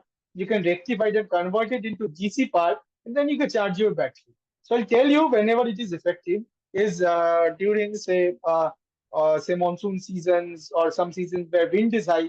You can hybridize your power plant with a wind turbine, small wind turbine. It can also charge your battery. So this is a hybrid system. Okay. So now let's go to the next slide. Okay. I think we need to remove the annotations. Here. So these are the very popular DRE technologies which is currently supported by the government of India. DRE means decentralized renewable energy sources. And another form of DRE can be one is decentralized and one is distributed also. Distributed is separate. So I'll discuss it later. But this is decentralized. Decentralized means that these are all standalone systems. Okay. Not connected to the grid, operates, it generates its own power and operates. And it has its own load, say like a standalone system. So it works like a standalone system. Say you have your devices such as, I'll select annotation again. Uh, let's see. You have solar atta chakti, which is again a motor and which is driven by the power from a solar panel. This is again very simple, and some states give subsidy for this also for procuring this. You have solar milk chiller. So there is a solar powered refrigeration system which is powered by the energy from the solar. It directly drives the refrigeration system. It is a kind of standalone system also. And the refrigeration system is used to chill milk. Okay. So this is one of the DRE technologies. We have solar cookers. So this solar cooker, as you have seen in the previous slide, this is called a parabolic type solar cooker, or this is called a parabolic trough. And the model, if I'm not wrong, is SK15 model or SK14 model. So this is what I was telling you. You see the end, all the sunlight is getting reflected from the parabolic trough to this central receiver. So this is where the utensil, or you keep the cooking pot, and which gets heated up to even 200 degrees, and all your food will be cooked in a very small time. Okay, so this is a good application of a solar cooker, a standalone DRE. So next you have solar cold storage. So people are now using marginal farmers, especially potato farmers. They are increasingly using the solar cold storage. Okay, so they come in ranges like from 3 metric ton to say 50 metric ton, even larger. Mini solar cold storages are there. So you can store 50 tons of load also. You can store 50 tons of potatoes in there, and the system will generate, because it has solar modules, it will generate own power. It will keep the potatoes between 8 to 10 degrees. So we have done a similar hybrid solar cold storage system. I'll show you tomorrow what we have done. We have done this in Tripura, and I will show you an actual installation of that. Okay, tomorrow. So then we have solar power looms also. Power loom, we know it is used for this in the clothing industry to produce this cloth, and power looms require electricity is being provided by solar. Either you can use a hybrid system or a standalone system. It's up to you, no problem. And then you have a standalone power plant. This is what a standalone power plant looks like. These are all the modules which are mounted. The solar modules are all mounted in this module mounting structure. Okay, so these are the solar panels, and these are the module mounting structures which you have. And this is the civil foundation. Cement concrete, you need to do the foundation. Okay. And this is a solar standalone system. There are multiple arrays. So this is called one array. This is called another array. Okay. I'll tell you more in detail. And then we have solar refrigeration system, solar dryers also. I've shown you a dryer in my previous slide. Solar power rickshaws are now operating. Solar power boats are now operating. I'll show you a real picture of a solar boat operating. You might have also known, because now solar boats have become very popular. Okay. Now let's move on to the next slide. Okay. So by this we come to the end of today's session, and then tomorrow we'll start with wind energy. Okay, this is will start from tomorrow, and at the end of day tomorrow, I'll show you some actual installations also. So what experiences we had, how you also can be a part of the research work that also we are doing, and part of the installation work. How you can set up small businesses also. That also we'll just touch on. But remember, this is an introductory workshop, and I have not gone into anything advanced, not a bit advanced I've touched. These are very basic, very simple. And we have advanced courses also, where we teach how to design these systems and how to make these systems at home. Suppose you procure these items and you make a solar, or to develop your own solar systems. So that designing, simulation, modeling, that we teach in advanced courses for both solar as well as other renewable energy sources. So again, thank you for joining today. And now just we have some time. We'll take some questions. And what I was thinking is, if you do not have any problem, we can start from 5 p.m. today, tomorrow, if you don't have any problem. So you can give your views. If it's not a problem, then tomorrow can we start from 5 p.m. Yes, sir, we can. I mean, from my side, it is okay. Okay, so you can also, rest of you can write. Yes, somebody was. From my side, it's okay, sir. If you start tomorrow at 5. Okay, okay, thank you. And if so, no problems. All of you can report in the group if you have. Oh, okay, sir. No problem. Okay, sir. Okay, thank you. No problem. And okay, so thank you so much. So tomorrow we'll start most probably from 5, and we'll just go a little bit deeper. We'll explore other renewable and most importantly, energy storage, which is the need of today.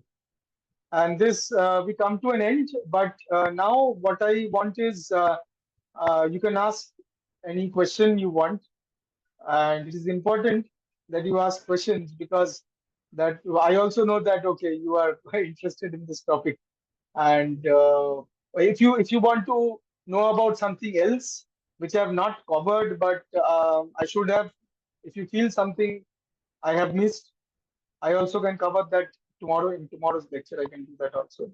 So let's go with the question. Let's start the question answer session. Sir, Okay. just to recap at a Yes. slightly leisurely pace, after the session is over, can we get a recording of the sessions? Snehashish, can our participants get a recording? Yes, sir. Yes, sir. Thank you very much. Because that will be of immense help to us. Chetanji, you can have this recording also. And if you want, I will share my slides also in PDF. Yes, sir, please, please. So, and if you want to know about anything else, say, if you want to know a little bit, if you need me to cover a little bit about design of solar system or how to assess if a solar system or a renewable system is working well or not. So that also you can, if you want, I can cover that also. Yes, sir. Yes, sir. That will be really good of you, sir. Thank you very much. Okay.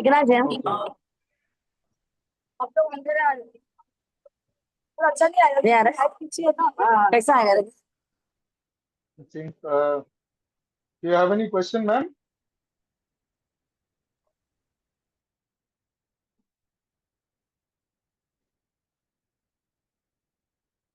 Okay. Ma'am, do you have turned on your video? Do you have any questions? Okay. So any other questions, please? And have you all understood today's session, or was I able to make you understand? So which is most important? Sir? Yes, sir. Yes. Who is this? Yes, sir. It's me, Marshall. Okay. Yes. Sir, I have one question.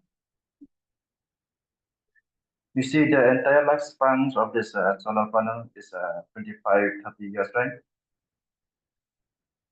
So after that, it will Yes. be damaged, right? So am I audible? I did not get your last part. You said that lifetime is 25 years for the solar. 25 and 25. So after that, it will become degraded and damaged. So what are the ways that you have to recycle, or is there any possible ways? Right. Right. So it's a very good, very good question. So so I'll tell you. So before that, what I'll do is I'll tell you some background, okay, which you need to just for information, which is that solar modules, if you see, has a warranty of 25 years. So that does not mean that after 25 years, your solar module will stop generating power suddenly. So it will not happen. So what will happen is that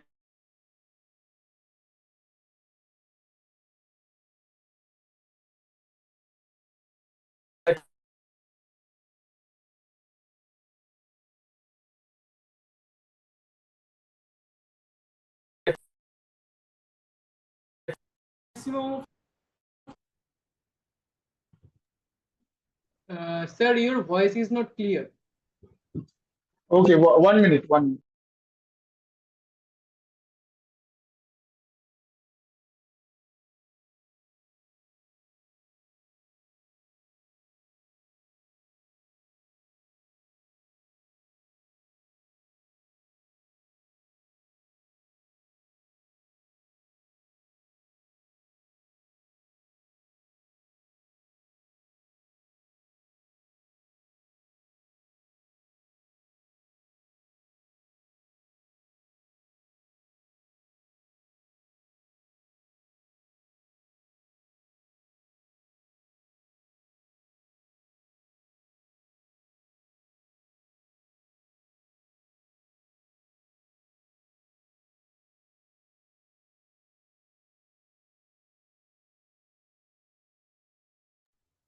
Are you able to hear me? Yes, sir. Yeah.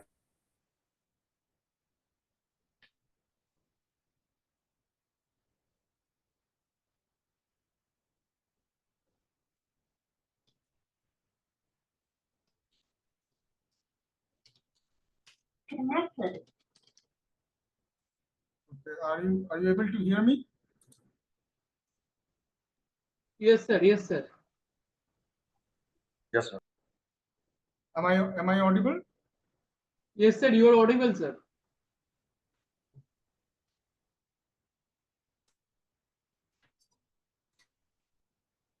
Wait. Is it okay right now? Yes, sir. It is Yes, sir. okay.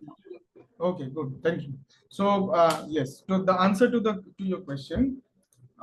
See, what I was saying is, normally if you have a warranty of 25 years for your solar panel, so that does not mean, of course, what I said, that it will last only for 25 years. After 25 years, its performance will degrade. Year after year, the performance will degrade.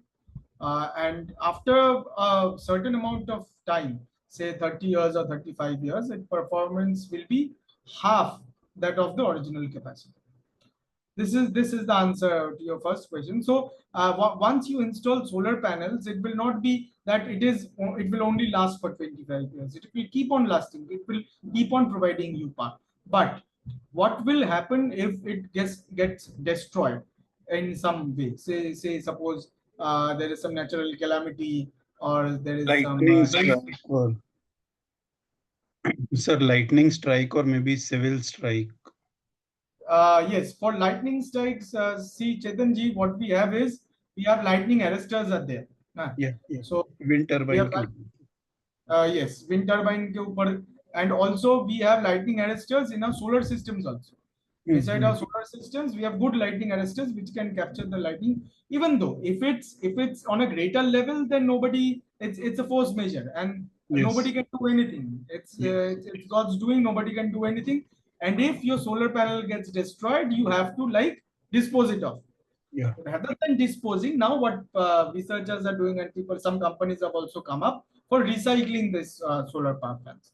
So how to recycle? What will I get from recycling? Sir Suppose my solar में तो सिर्फ glass ही होता है, तो वो तो recycle करना problem नहीं है इतना, बिकॉज वो वापस फाउंड्री में चला जाएगा. बट विंड में you get steel out of the scrap of after scrapping the wind turbine. Wind you get steel, and solar what you get is you get silicon. Ji. So when you melt the cells from glass, you won't get anything. Aluminum you can harvest from the scrap. Aluminum you can get, and then the solar cells, what you do is you can go back to making solar ingots. So I'll tell you a little bit about this system. So you have silicon ingots are there. These are cylinders of silicon, and then I cut this silicon into small circular wafers. So in this wafers, I create my solar cell. So this is more or less the way. The more details are there. So again, this is how I can recycle my solar cells. It is very much possible. If for all the renewables what we have, recycling is possible, very much possible. But now the problem is that recycling of storage especially batteries. And if you go to the lithium sector, is a little bit like little bit problematic, but it is growing day by day. It's increasing day by day at a rapid rate. Okay. So I hope that answers your question. Any other question you have?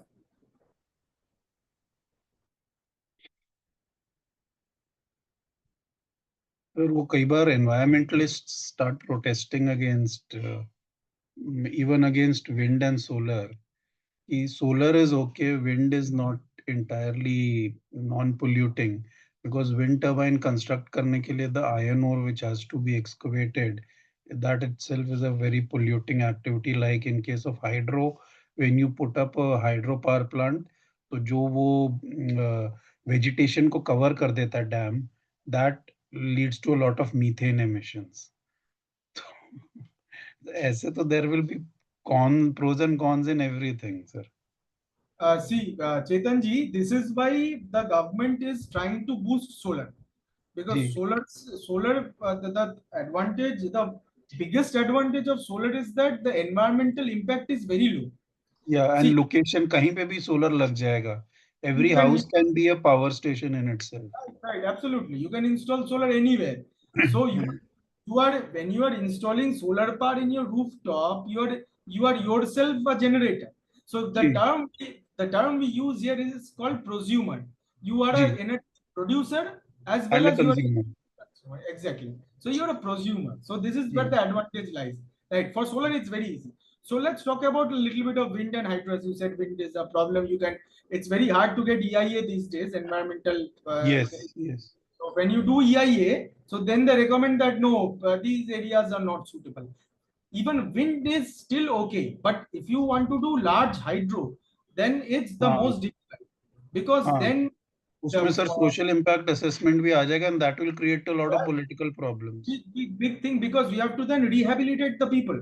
Yes. What happened is I have a good experience. I'll tell you tomorrow for setting up this new pump storage scheme, which is a good energy storage scheme. One pump storage scheme we have 8 pump storage schemes right now. So I was there when one pump storage scheme was being installed. There one village had to be shifted to another place entirely. So that is not easy. And that is not easy. Village, these many people shifting them, it's not easy. And after that comes the environmental impact. Say what you said, Chetan ji, a few minutes ago, which is that the vegetation, if it's submerged in water, that also causes methane emissions. So then environmental impact assessment will include that per annually, how much methane emission will that cause? And it will add to the emission, total cumulative emissions of that plant. So this is where if it does not pass, it will not get commissioned. So this is the main thing, right? You're right. So we have several challenges in renewable energy, and this is why government is promoting solar. This is why you don't have hydro that much, you don't have wind that much, but see, you have 127 gigawatt of solar, right? There has to be some reason, na? So this is the main primary reason. Wind energy is prevalent since about 25-30 years in India, but वो अभी भी सिर्फ 55 gigawatt ही पहुंचा है, despite offshore policy and everything happening. Offshore policies, there are several incentives are there, several schemes have been done into place to promote wind energy, but the end thing is that because wind is very variable, so it impacts the grid in a very detrimental way. Okay. Tomorrow, one of our subtopics will be grid stability. So how grid stability is, how solar power plant, how wind power plant affects the grid stability. Because sir, आएगा वो एक साथ बहुत सारा energy आप pump कर देगा, yeah, it will keep the grid idle for months together. Like wind में the biggest problem is in 4 months it will generate the entire 12 months का output. And that also in some hours you will get very high generation. Yes. So if I get very high generation in a short amount of time, then that energy, if I cannot use, will be curtailed. And if this gets penetrated into the grid, I have to reduce the generation of my coal power plants. Yes. And reducing the generation of my coal power plants in a very short time, which is the ramp down time, is not possible. That is not possible. Coal power plant का machinery खराब हो सकता है to that extent. But there are ramp down times which is about 3 to 5% ramp down time. It's not enough. And So offshore wind में what I observed is, of course, they are saying कि we can have rigs and platforms. तो जहाँ monsoon होगा, they can tow it by ship and generate a lot of offshore wind. But उसमें sir cost will be very high. Then initially it will only be, I mean, industrial houses like Tata's, Reliance, Birla's who will be able to afford an entire rig. वो मतलब that way commercial feasibility would be a question mark. And against that अगर आप देखें maybe tidal energy will be better suited because उसका cost अब कह रहे हैं काफी कम हो रहा है. So maybe that could be an option. Tidal energy we also very limited. Well, if it does not even come to the percentage, we have a little bit of tidal energy. Problem is, Chetanji, that see, a lot of infrastructure is required, a lot of cost, capital is required to set up. That is for tidal. Now, what is happening is some wind power plants are malfunctioning, and lot of overhauling has to be done frequently. Yes. And this overhauling frequency in wind power plants has increased many times. Many wind power plants are failing. Suppose you have पुराने वाले होंगे ना, पुराने वाले होंगे and less power वाले होंगे, suppose kilowatt power के होंगे, but in A class sites, तो वो पूरा विंड हार्नेस भी नहीं कर पाते. अब वो उसको रीपावरिंग करते हैं. रीपावरिंग का अपना प्रॉब्लम है कि मतलब जो बाद में टरबाइन लगी है and it is of a higher output, for example it is 2 megawatts and सामने 350 किलोवाट्स है. 350 किलोवाट को आप अप्रूव कर दोगे, दूसरा लगाओगे, वो 2 मेगावाट वाली टरबाइन को अफेक्ट कर लेगा जाके. So A class sites are not being fully harvested. That is the problem in. See, it is not absolutely right, Chetanji. It is not harvested, and this is why wind has wind growth of wind power plants have it's staggering right now. We have very low growth of wind power plants because of these reasons. People are trying. The government is trying to avoid mechanical equipment as far as possible. Similarly, but on the other hand, hydro seems to be a very good resource. So I have done some hydro power plants also. I'll show you some. Let me see. I'll show you some real world applications and some photographs also with specifications. Good. You're also I think experts in the systems, and I like very much that you're asking questions. And if you have more questions, all of you can always post it in the group. I'll answer each and every question, no problem. Okay. And you can also suggest, of course, I have this discussion open. You can suggest if you need me to include anything relevant or to start any other new course maybe after tomorrow. Very specific course if you have in mind, we can talk about it. Okay, no problem. So I hope you liked the day 1 of this course. So is the slide visible? It is visible, sir. Yes, sir. Yes.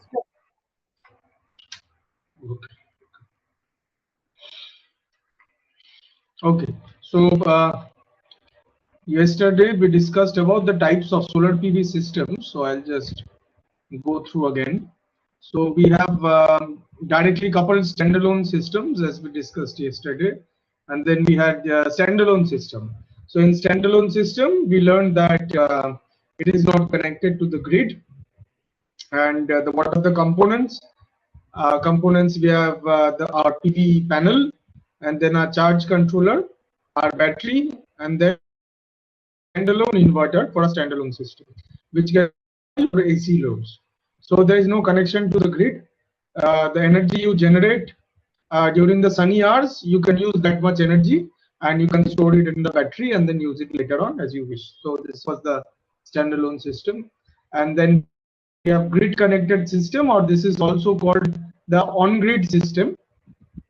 So in this system, what we have is we have no batteries.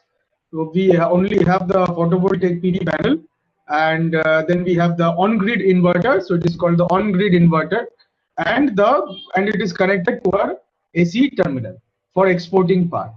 So it will not store any power or it will export power. So this is what we had learned yesterday. And the third type of system was a hybrid system where we have advantages of both the systems, on grid and off grid system. Okay. And cost wise, I'll also tell you that the highest is hybrid system. Per kilowatt cost of a hybrid system is about 1.5 lakhs. And for that of standalone system, per kilowatt cost is 1.1 lakhs, and on-grid system costs the lowest because it has no storage. So it costs about 65,000 or 0.65 lakhs, 65,000. So this is what we have learned about the PV systems, and we have learned that we can operate several devices using our solar PV power. So these are the DRD. Now DRD means decentralized renewable energy. DRD can also mean distributed renewable energy, but that is separate. Now let's talk about other renewable energy sources and especially energy storage. Why we need energy storage? What kind of energy storage options are there? So let's start with wind energy. So we all know that, like in wind energy, why does wind energy occur? So in this picture, you can see the wind flowing, and there are like two types of wind energy plants. So this is our on the water body. If there is any wind turbine or power plant or wind farm, it is called onshore wind energy power plant. So which is situated in the onshore or offshore wind energy, which is situated in the river or ocean. And if it's situated in the land, so it's land based. So you can see, why does the wind? So wind flows because of the temperature difference. And what is the temperature of the difference present in the earth? Mainly because of the sun. So when the sun shines, it causes the earth to heat up, and then it causes a temperature difference. So nighttime there is no sun, so temperature drops, and then wind flows. I mean, it can flow in any time of the day, of course, but we cannot predict wind because it is highly variable. Okay, so this is one point we need to understand. So all the wind turbines which are running right now have a PLF. We learned about PLF. Let's go back to the slide of PLF very quickly, very quickly. Okay, so we in this slide we have learned PLF of wind energy power plants is about 30%. So it's not that high. So wind energy does not generate the entire time. So that we have already learned. Okay. So now let's understand the history of wind power. So wind power, as you know, people have already understood that okay, wind energy is good, and how can we harvest wind? And so early days, people used to install these kinds of windmills. And windmills, as you can see, this was in the 1600s. So in these kinds of windmills were used to crush grains, and before that also. So wind energy is not like anything new. So centuries earlier, so in millenniums earlier, this kind of wind energy systems were existing, and it was made out of wood, and the entire system was used to crush grains and used to pump water and draw water, used to open gates also, and used to do several kinds of mechanical things. Okay, and later on we like more research on wind energy, and then we had done a wind-driven battery charger. So with wind turbine, we have fitted a small generator, and then using that generator or dynamo, we are charging the battery. So that kind of systems we have already done. And from there, people thought, why could not we build bigger wind systems, large wind systems to generate large amounts of power? Is it possible? So of course it is possible. So we can see from the early 1970s, people have really started pushing the renewable energy power and started innovating. So first in 1970s, we saw that there were different kind of configuration proposed, and then we saw that the wind turbine shape was also changed. If you can see on the top left picture, this was a like tower kind of structure. Early, this was a truss structure which was prevalent in the wind systems in the 1970s. And after that, from the truss towers, we got into monopole towers. So now if you see any wind farm, you can see a straight tower, a very narrow tower. It's not a very big, very wide tower as it was used to be earlier. So in the these are called monopole towers. Okay. So in the monopole towers, on the top you have the tri-blade wind turbine. It has 3 blades, and the blades are also narrow, and it is sufficient to generate power.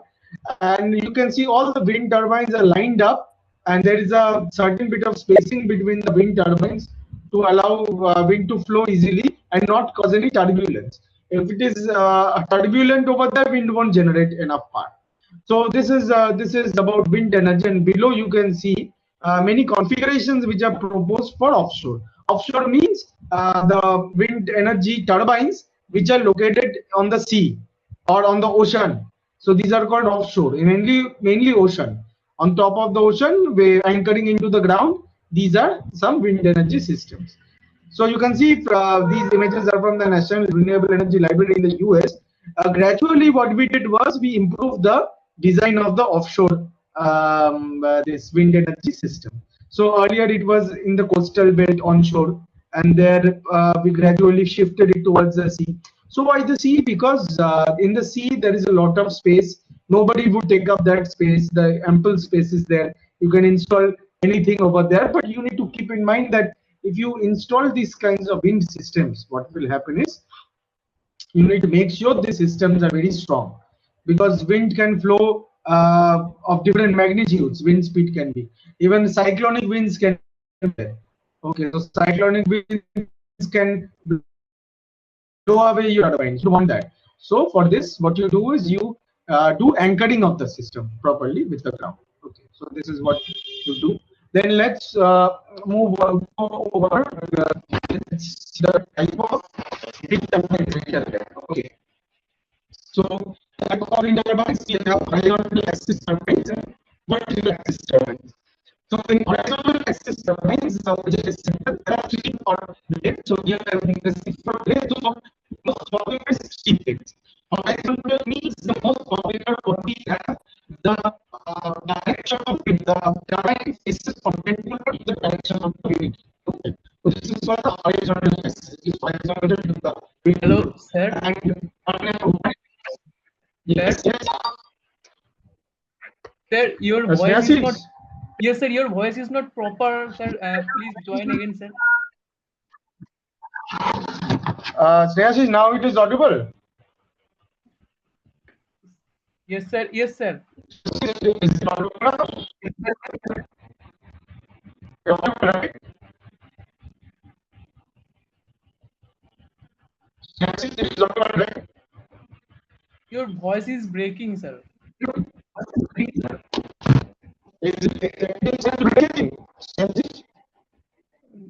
No, sir. I think some technical issue, right? Okay, 1 minute. Let me go. Let me read the link.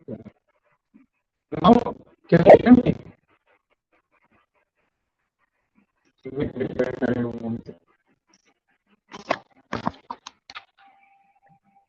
Voice is breaking, sir. Okay. Just I'll do one thing. Wait. I'll rejoin. Okay. Yes, Just sir. give me Yes. a minute. Okay.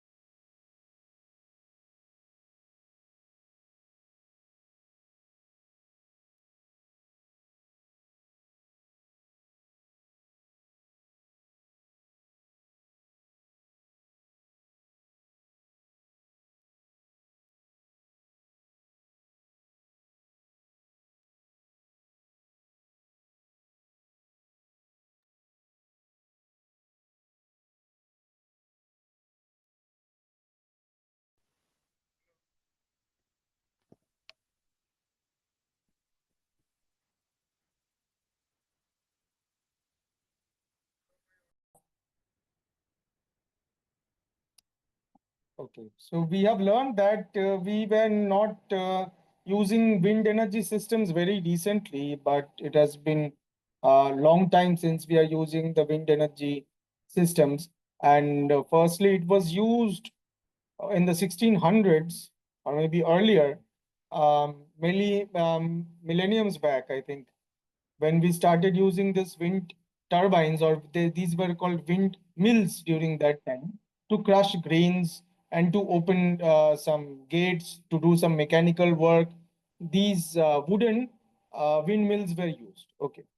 So also to pull something from low height to an elevated height, these wind systems were used from the very beginning. So at that time, even there was wind systems or hydro systems were also there, but in a very like primitive fashion, we were using this kind of system. Now, as the years progressed, so what we had was a wind-driven battery charging system, which was used by many labs to charge their small batteries, and these were small DC wind turbines which were used. After that, we came into the truss structure of the wind turbine system. So in this structure, we had big towers. On top of that, there were wind turbines, and the generator or dynamo was then developed, which was fitted to a windmill or wind turbine to generate electricity. So electricity use just came in the 1900s. And in the early 1970s, we used this kind of this truss structures for the wind turbines, which later evolved to monopole towers. Now, very popularly, you see monopole towers are all there, which are very slim towers.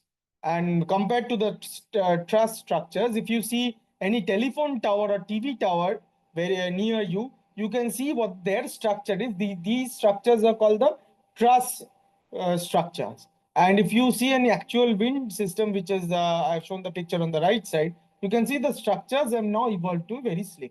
The generator efficiency is also increased. Okay. So now we are focusing on offshore. Offshore means that the wind, as land is very valuable, so there is no point of installing wind turbines on top of land. So it's better to install wind turbines on the ocean. So this is called offshore, off the shore. So this is called offshore. Okay. So in offshore wind turbine, we see that we anchor the wind turbine such that the wind turbine is situated on top of the ocean. And because there can be cyclones also, the severe storms also, the system has to be designed such that it can bear or withstand these kinds of very strong winds. So the problem or disadvantage with the wind systems is that when wind is very high, turbulent wind is there, so wind system does not work that well, and the wind has to be in the sweet spot depending upon the site. So that of course comes into the design. So if you look at the type of wind turbines, we have two types of wind turbines: horizontal axis turbines and vertical axis turbines. So these are very popular. Okay. So there has been other developments, other research works on small developments also, but these two type of wind turbines are very popular. Okay. Mainly most popular and most effective is the horizontal axis turbines. So why? So these have 3 to 4 blades. So normally 3 blades. Okay. So most popular are 3 blades or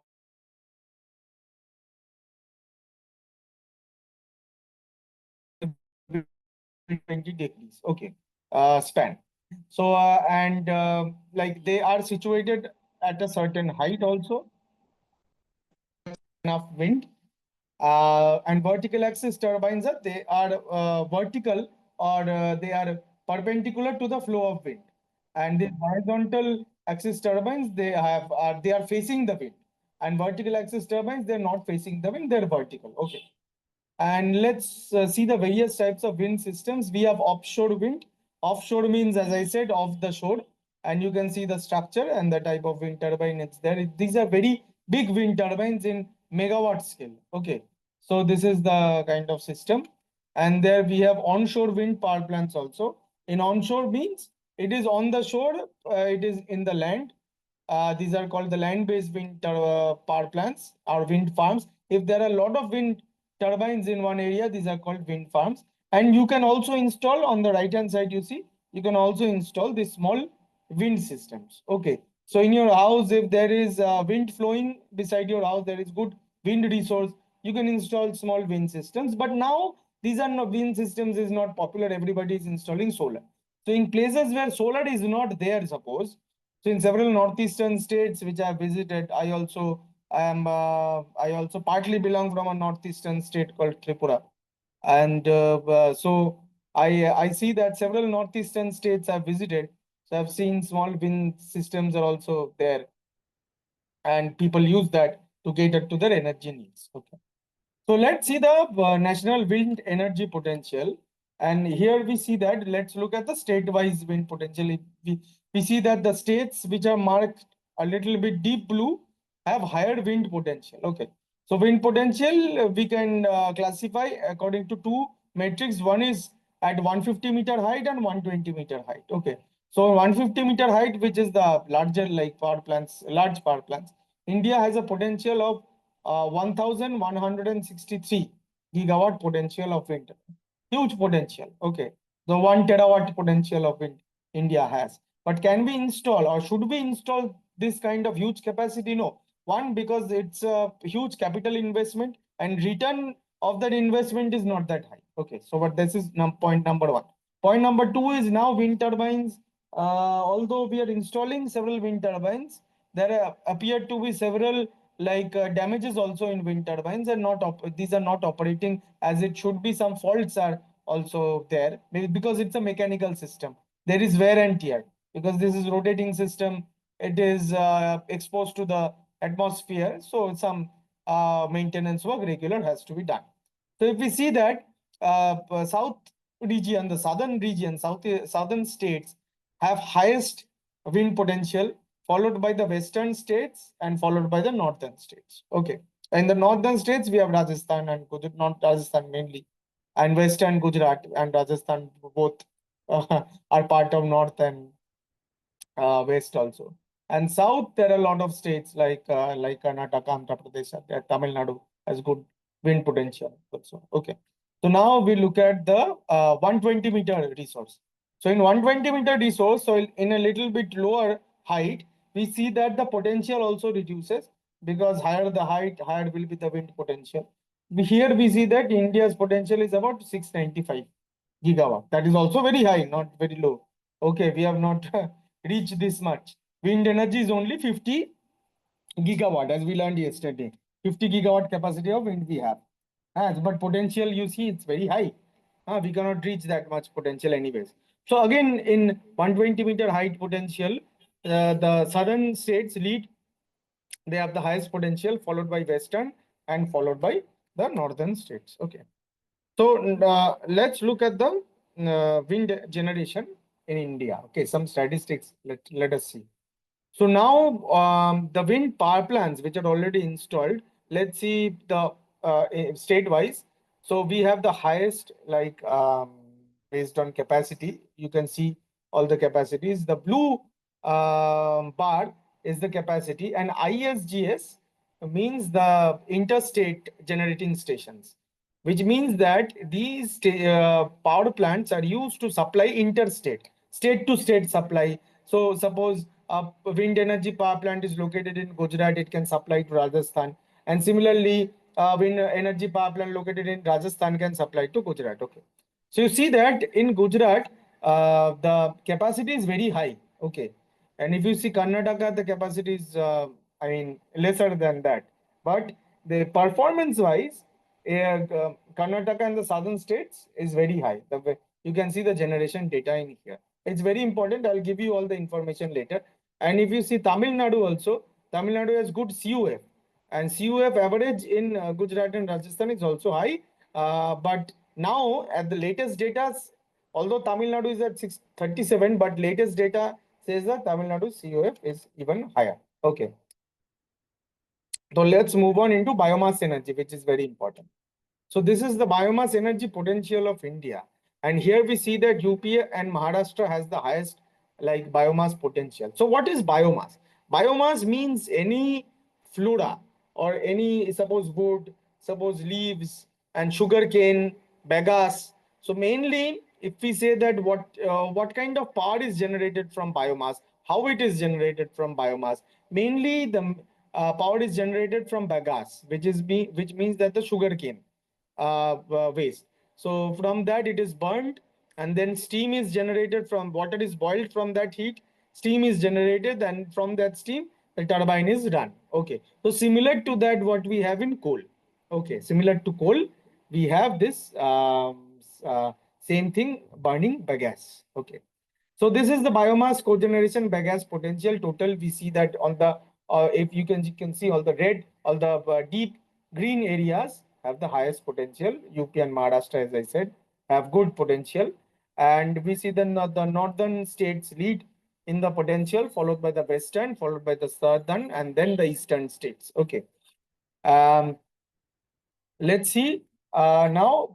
Okay, let's see biogas systems. Okay, so biogas systems are a mix. So fall into the waste to energy category. Okay, so what are there in biogas system? Biogas system is not new. It is running for a lot of time, for years and years. It is running. It's a mature technology now. So the MNRE is also providing subsidy for installing biogas systems.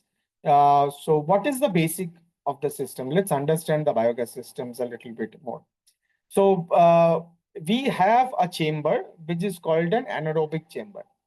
So anaerobic chamber means you can see the digester tank. It is pointed in here, and the this is called the digester tank, which is a tank which is kept in anaerobic condition, which is absence of oxygen.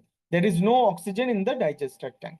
So what do we put in the digester tank? So we come to the left hand side of the image and we see the mixing tank is there. So what do we put in the mixing tank? We put 50-50 ratio, 50% water, 50% cow dung. Okay, cow dung 50% and water 50%. We put in here in the mixing tank. Okay, sorry. And we mix. There is a rotor over here, and normally there is a rotor to mix all the things, this cow dung and water. It is mixed in here, and then I gradually what I do is through an inlet pipe, I let all the mixture in the digester tank. In the digester tank, there is also an agitator which like rotates and mixes everything. Partly it has a slow speed. And in the digester tank, when the cow dung and the water mix, normally what it does, it produces methane gas. Not only methane gas, it produces like 55% methane, and then you have a mixture of hydrogen sulfide and carbon dioxide. So like 25 to 30% is carbon dioxide, rest of it is hydrogen sulfide and other trace gases are there. Okay. So 25 to 30% we have carbon dioxide, which is of no use, but the usable gas here is methane, which is like 55%. So now there are several research works and there are several additives we add to the biogas systems which increase the methane generation potential. So from 55%, now we have been able to achieve about like 70% potential. 70% methane we are able to achieve, and the rest of it is like a mixture of CO2 and H2S. H2S is hydrogen sulfide.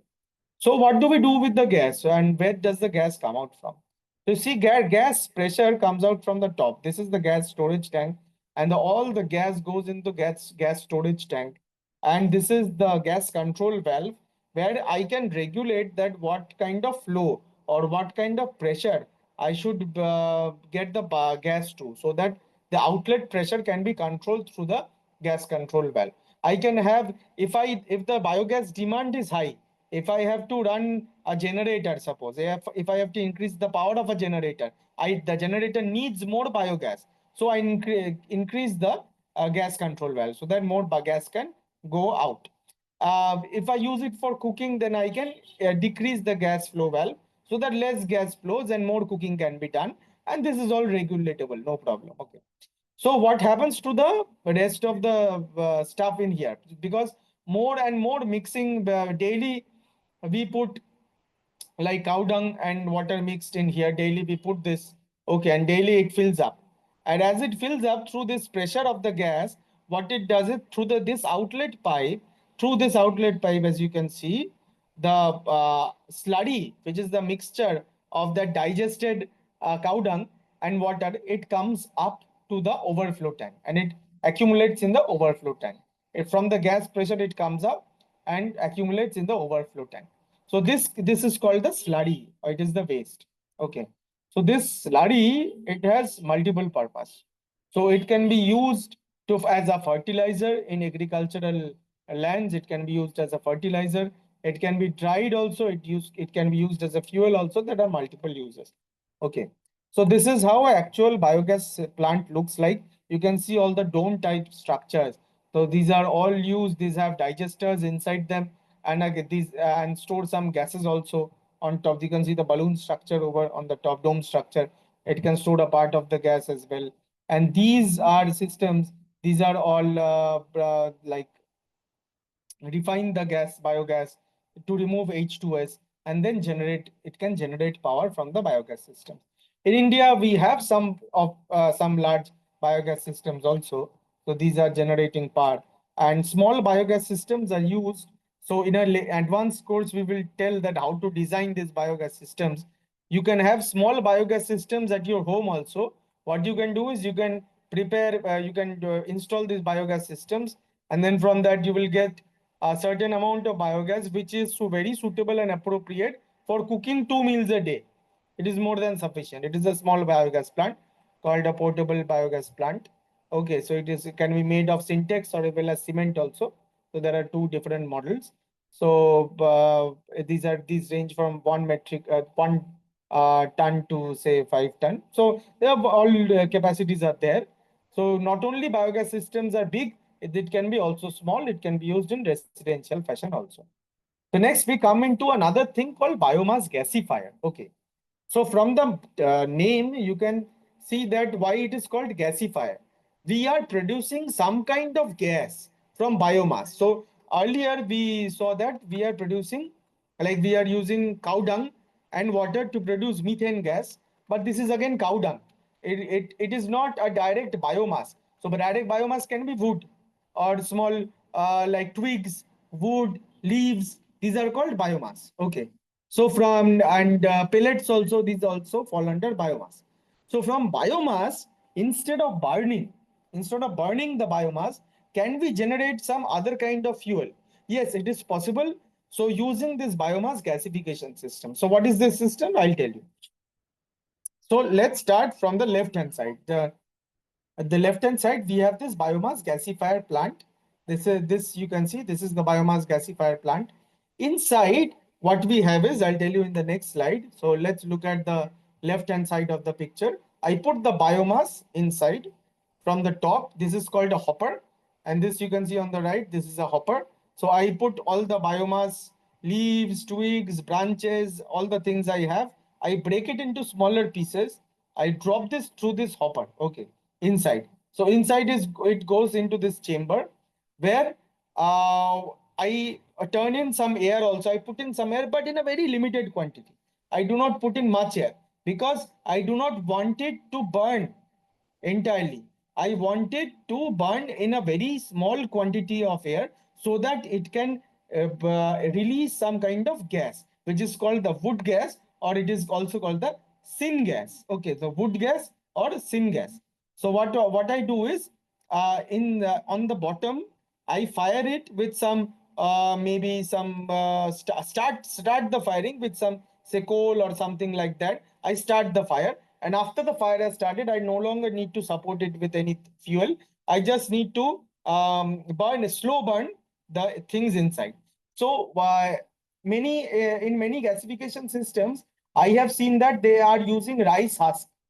Rice husk is a very important fuel for biomass gasification.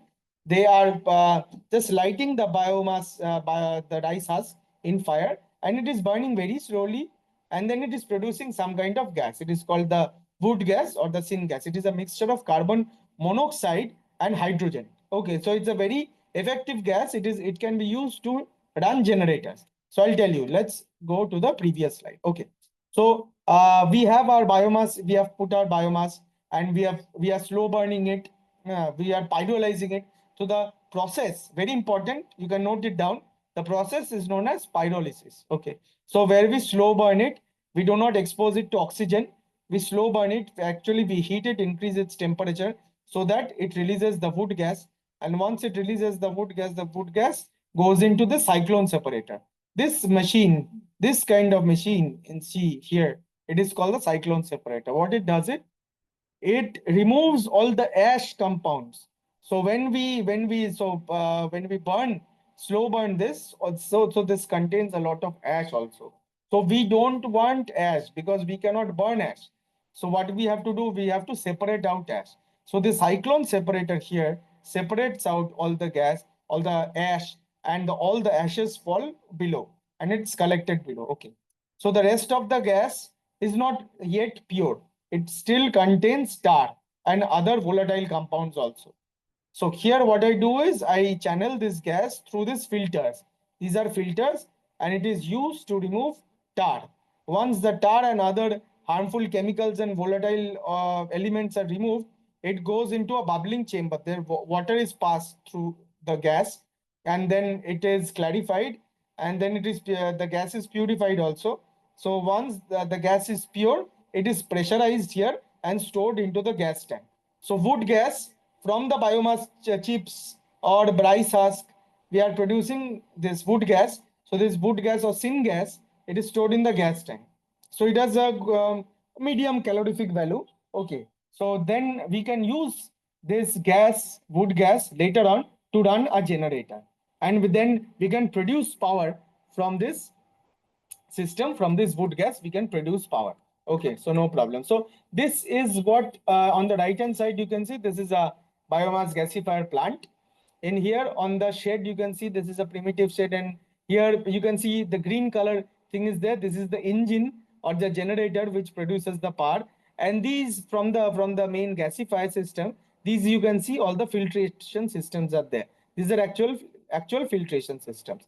And if you need to start this kind of systems, you need to run up the stairs and go up the stairs and go to this hopping system, put all the bags of rice husk and all the biomass, put in a matchstick, ignite the biomass inside, and then come down and then start the entire system. Okay, so this is how biomass gasifier system works. So now we'll go to hydropower systems. Okay. So first, when we before we go to hydropower systems, we'll just check the hydropower potential.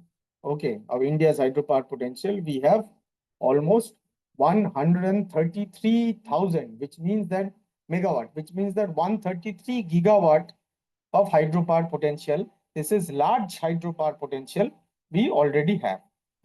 There are two types of hydropower. So one is large hydro and pump storage.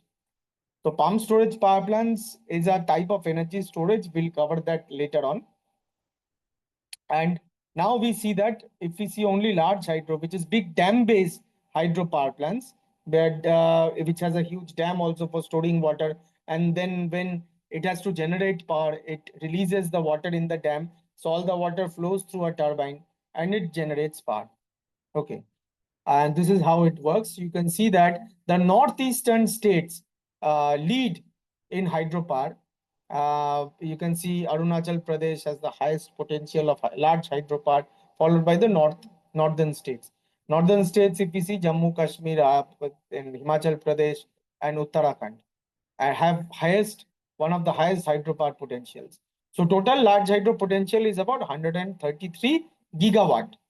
So it's written here on the right hand side, you see 133,000 megawatt, which means 133 gigawatt. Okay, you divide it by 1000, you get gigawatt.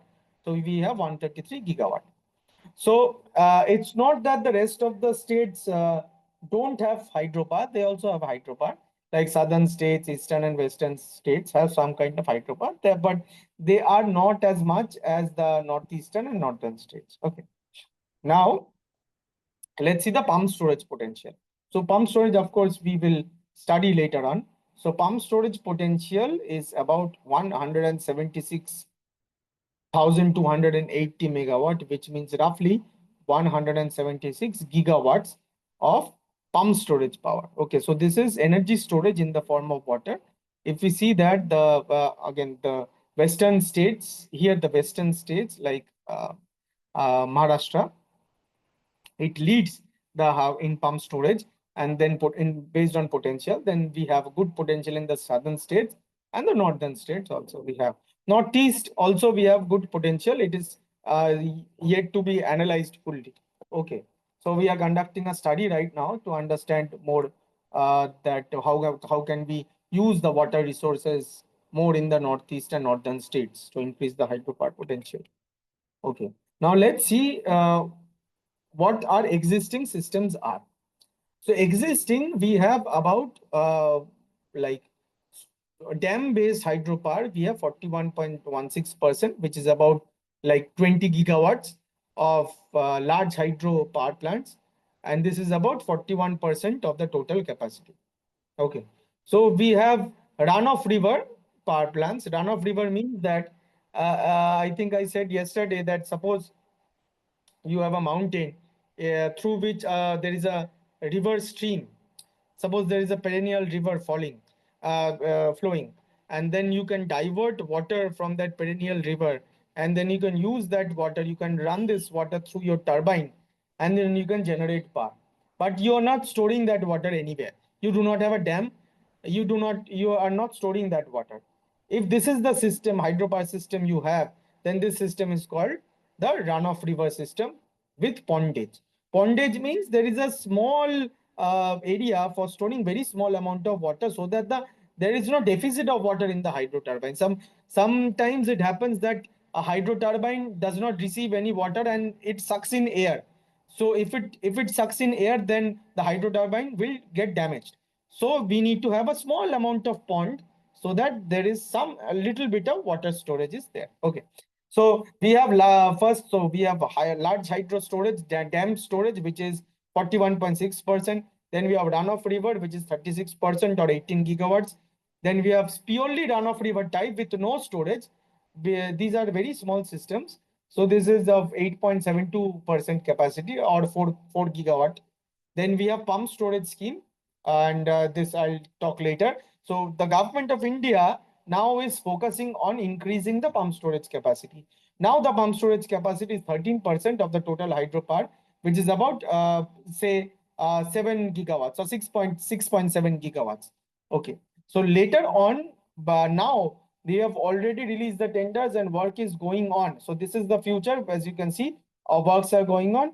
Now we are increasing the pump storage scheme from 13.34%, here you can see, to 39%.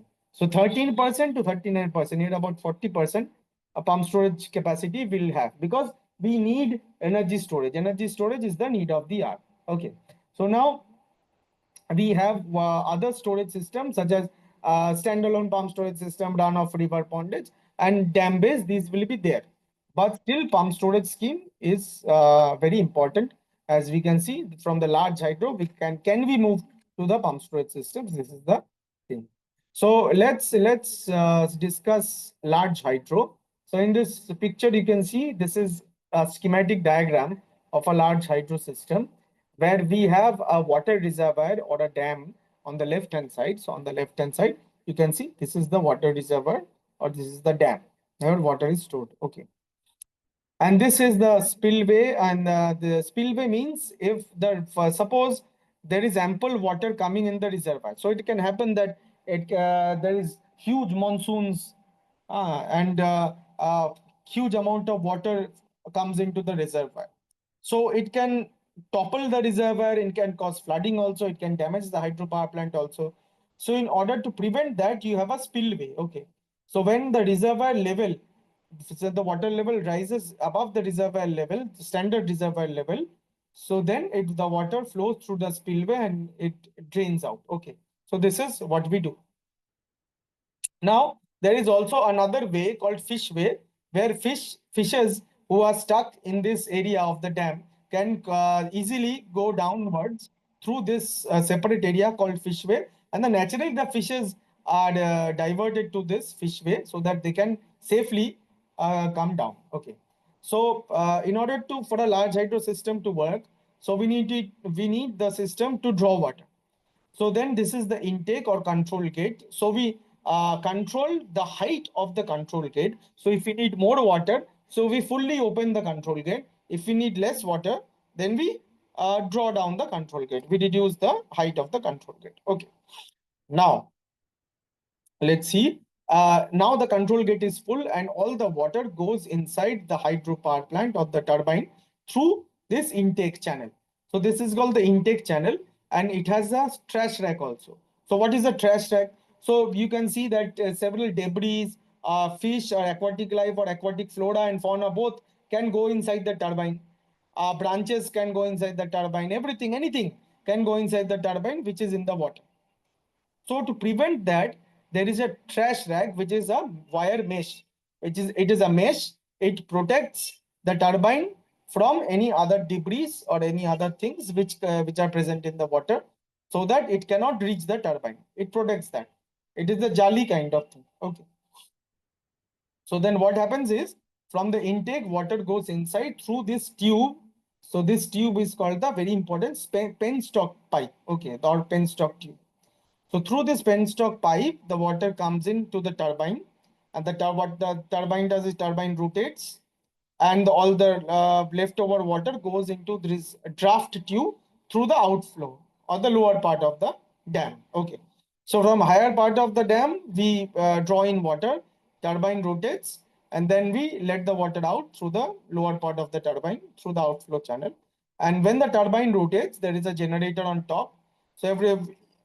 So all of us know that when turbine rotates, there is a generator connected, and the generator generates AC power, and the AC power is transformed into higher voltage, and then it is transmitted into the grid. So this is how a hydropower plant works. Okay. So again, very quickly, I'll just recap. So you have a dam. So this is the structure schematic diagram for dam, hydropower dam. You have a reservoir level. If reservoir level process, water flows into the spillway so that the turbine is not damaged. And then to intake water, we have an intake channel. We have a trash rack to protect from other debris, branches and other aquatic flora and fauna. So there is a trash rack. And then water, we intake this water through the penstock pipe. It reaches the turbine. Turbine rotates and the generator generates power.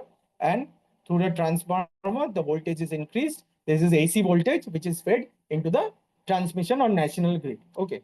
So this is how large hydropower plants operate. So this is an actual figure or actual photograph of a hydro dam, large hydro dam. So you see, this is the upper reservoir. This part is the upper reservoir. If you can see my mouse pointer. So this is the upper reservoir and this is the lower reservoir. Okay, so this is the upper reservoir. It is at a higher height. And this is the lower reservoir where water falls from the upper reservoir. So it has a lower height. Okay, and this is the dam. It is protected when the water rises to this level, so that it does not cross, because all the machinery, you can see all the machinery is there, right? See, all the generators are there, all the machinery is there. We have to prevent the water from crossing this area. And so the spillway is in here. Okay, so this is the spillway. So when the water level rises, it can cross the spillway and come to the lower end of the reservoir. Okay, on all the hydro turbines and machinery, everything is here. Okay, in this area. So let's see. This is in, I think, Ohio in the United States, or I think this is Colorado. Okay. So let's see, in India, we have a very large dam called the Tiri Dam. It's in Uttarakhand. So in the Tiri Dam, you can see this part is the upper reservoir. Okay. So this part is the upper reservoir. This is another view. This part is the upper reservoir. And then the lower reservoir is below, in the bottom. There is the lower reservoir. Turbine is also in the lower reservoir part. Okay. So from the upper reservoir, there is a channel inside. So the penstock pipe you cannot see. Why you cannot see? Because it is inside this whole area. This area is the dam. Okay. So it's very huge. You can see in the upper dam, there are roads so that you can go and come, and all the maintenance occurs through this road. People can go, engineers can go do their work. Okay. It's a huge area. Then we come to small and micro hydro. So if you go to southern states or western states or northeastern states, even northern states, you can find, especially in the hilly areas, you can find in several hamlets, you have micro hydro power plants installed. Okay. Especially in the tea estates, you have these micro hydro systems which have been operating for years and years. For several, I think, decades, these turbines have been operating. This is a mature technology. And what happens is you don't need a very big dam. So what you need is the flowing water. As I said earlier, that these are runoff river systems. So this is the river in a hillside. So this is the river which is marked, and you divert the river. So you take some part of the water which is flowing into the river, and you channel this water through a small dam, very small dam. It is very small, so you cannot call it a dam. So what you call it? You call it a weir. Okay, WIER. So this is the thing. You can see my mouse pointer. This is called a weir, and this also has a trash rag, so that water can come in, clean water without any debris can come in through this open channel. And there is a forebay. Forebay is nothing but a small pondage or a small water storing system. It is not very big, it's very small, so that the penstock pipe does not draw air. So you don't want your turbine to draw air, so you create a very small pondage called the forebay. And from the forebay, what happens is water goes through this penstock pipe, and the water goes into the inlet channel and through the turbine. Okay, so you have a powerhouse, and inside this powerhouse, it is located in the land. It is located at the bottom part of the hill, and then in the bottom part you construct this powerhouse, and inside you construct your you have your turbine with your generator. Okay, and when the water falls into the through this penstock pipe, you have an inlet valve to control the flow of water, of course, and then the water escapes after running the turbine. The water escapes through this part, which is called the tail race. Okay, the tail race channel or the tail race. Okay, and when the turbine rotates, it is connected to the generator and it generates power. So if you have very small micro hydro systems, very small systems are called micro hydro systems. So micro hydro systems range from 10 kilowatts to about 100 kilowatts. Okay. So above 100 kilowatts, we have mini systems. Above 500 kilowatts to say 1 megawatt, we have small systems, small hydro systems. Beyond 1 megawatt, we have our large hydro systems. Okay. So this is how the hydro systems are classified. And now what we have is this kind of structure looks like a micro hydro system. So micro hydro systems, normally they are AC, so they have AC generators. So they are between, like, normally if you take the average, see the average installation, which is about 10 to 15 kilowatts. Okay. Northeastern states are full, southern states also full of so micro hydro power plants. If you go anywhere in the any tea estate, you can almost guaranteed you can see a micro hydro power plant operating. You can go and see for yourself also. Okay. Now, this is a very good system. You can install it anywhere. This is similar to a standalone system which we had in solar. This micro hydro system can also be used in standalone fashion. I mean, if you if you belong from a small village, maybe suppose, and there are 10-15 villages in a small village, and you have this stream flowing beside you, you can install such a system to entirely power your households. Okay. So this can be done. We also have done such a system in Manipur. So in Hengbang district, so we have done it. And I'll show you the picture of it later. Okay. So these are the pictures of small and micro hydro systems. On the left hand side, you can see another form of the same drawing. You can see the intake, which this is the natural flow of the river. The river is flowing naturally here. So this is the upstream. This area is the upstream elevated area, and this part is the downstream of the lower end of the area. Okay. So let me just point it out. So this has a higher elevation. This has a higher elevation, and this part has a lower elevation. Okay. So water flows through this route. So like this, water flows. Okay. This way, water flows. And then what you do is you take some part of water, you divert this water, because majority of the water is flowing through this route. Okay. You take some part of water, you divert it through a diversion canal, and through a forebay. Forebay, I told that it is a small pondage. And from there, through this penstock pipe, this also has a penstock pipe to channel this water. Through this penstock pipe, you are bringing down water into your powerhouse. And then you have your turbine and generator here. You are generating power because the water is rotating. Because of the potential energy difference, Your turbine is rotating, your generator is rotating, it's generating power, and then it's transmitting to suppose some villages or some hamlets or some village hamlet, it is powering that village. Okay, this is very much possible. It exists also. Okay, so this system is there. So now I'm just selecting my pen. Okay, so now on the right hand side, please focus your attention here. So this is a micro hydro system. So where this is the intake channel, you can see the water is flowing here, and then this is the generator is in here, and this is generating. So this is a very small system. Say this is, I think, 2 to 5 kilowatts maybe. So this can be installed in anywhere where water is flowing in a stream. This can be installed. Okay. Now let's move on to the other system.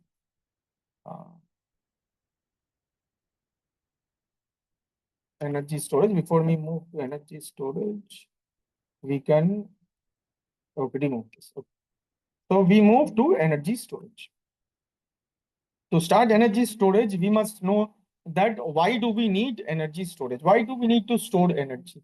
Like you have learned solar yesterday. Solar energy, you saw that what was the problem in solar? The problem in solar, we have a new message, I think. Okay, thank you.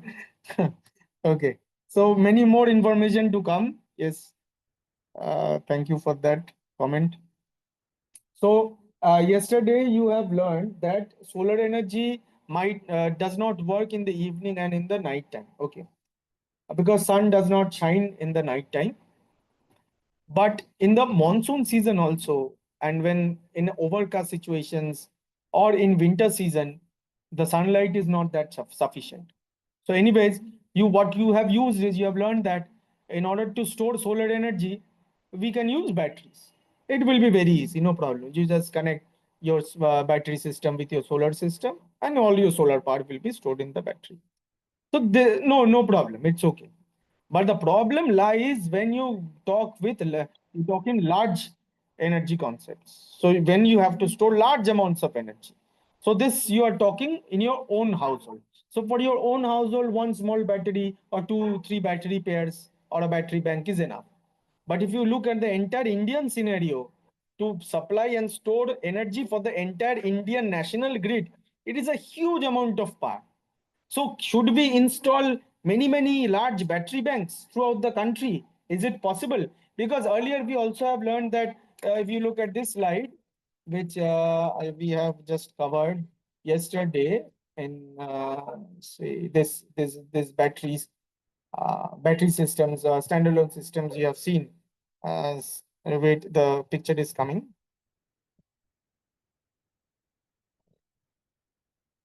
Just wait a minute. Okay. So this kind of systems yesterday you have seen. So these are small batteries. Do we install these kind of small batteries and store all the solar energy which we generate in the national grid? So yesterday I have shown you some big solar installations also, like Badla solar power plant, which was in Rajasthan. So do we use batteries to store? No. There is no point of installing these many big batteries, and especially lead acid battery. So India has an energy storage program, of course, it is present. So I'll show you what is the problem first. Okay. So let's see the national energy demand which we have first of all. So the blue area, which is that of the picture is coming with, yes. So you can see this blue area. Just turn on the pointer. Okay. So this is the national daily energy demand or daily electricity demand. Okay. And this is the number of hours. So 0 means it's 12 in the night. 1 means 1 a.m. in the night. And this is 6 a.m. in the morning. 7 means 7 a.m. in the morning. And 12 is 12 o'clock in the afternoon. So and there we see that when the office hour starts or when the industry starts, it's about what say 9 to 10. We start our offices and all the work is starting. So here we see that the energy demand is starting to grow. Okay. So in the night time, if you see, the energy demand is not that much.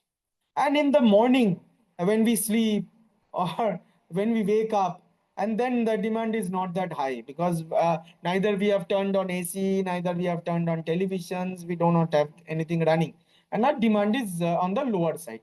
And as we start getting ready for office and the office starts, all the industries start, then industry load comes in. Say there is a textile industry, say there's a steel industry, any industry, all the industries start from 9 to 10 or start from 8, suppose. So then from 8 a.m. in the morning, so our consumption starts to increase, and then starts increasing, and it like peaks in like 3 p.m. or 4 p.m. it peaks, and then it does not depreciate very quickly. It takes some kind of time. In the evening time, still very high demand is also there, and then when at after say 7 p.m. in the evening, then our demand gradually subsides, and then everybody what they do is they return to homes, and then they switch on the residential loads like light, fans. Suppose you turn on ACs also, and then your demand in the night is also a little bit high, but not that which is during the high demand period, which is from 9 o'clock or 9 a.m. in the morning to say 6 p.m. in the evening. So this time is the high demand time where our electricity demand is the highest. Okay. So if you see that it's based on our generation, so in this period of time, our generators have to really work hard and generate all the power it can to cater to our demand. Okay. So let's see the range of our demand. So if we see that our demand ranges from 200,000, this is megawatt. So it means that 200 gigawatt to 250 gigawatt. 200 gigawatt to 250 gigawatt is our range of our electricity demand. Okay, so highest peak is about 249 in about say 5 p.m. or something. Okay, so this is 2024 data. So we look at 2025 data till now. So the year is not over. Some months are left. So this is October, November, December, and this is till June. Okay, so after June, this is not taken. So so many data has to be input in here, and we'll see that this pattern will change. But still, you can see that the peak comes around like 16 or 17, which is 4 or 5 p.m. The peak comes in. Okay, so this is our demand. Okay, so I want to draw your attention to one other thing, which is that say you have sunshine. So what is your solar period? Your solar period is normally from like 8 a.m. in the morning to say 14 or 15, which means 3 p.m. Okay, so 7 or 8 in the 8 a.m. in the morning to say 3 p.m. in the evening. This is your solar period, and your peak solar generation is here. Say here. Okay, so this is your peak solar generation at 12 o'clock. But your demand does not peak in here. Demand is later. Demand peak is later, but solar peak is here at around 12 o'clock. Okay, so this you need to understand very well. So solar hours is this. This to this is the solar hours. Okay, this to this are the solar hours, and this is the demand profile. So let's see. We'll see the solar hours later on. Here in this picture, you can see the solar hours. So let's see from 8, our solar generation increases. So this, you can see many lines are there, many graphs are there. So this is as per several seasons and several monsoons, winter, summers. So these are the type of solar generation we have. So from 8 o'clock, our solar generation gradually rises. So you see that around 12, 13, it peaks. This is the peak, around 13, 12. Some states it is 12, and some like this is the peak also we have got. So this is like 12, and some peak is 13. So this is the peak you get. Okay. And the problem is that main challenge of solar power is intermittency, because solar power is not constant throughout the day. It rises gradually, it peaks around 12 o'clock in the afternoon, and then it falls down. Okay. And then the main problem is intermittency. It is not stable. So we need to, is there any solution? Yes, the solution is storage. Solar panels only generate electricity only when the sun is shining, but does not store electricity.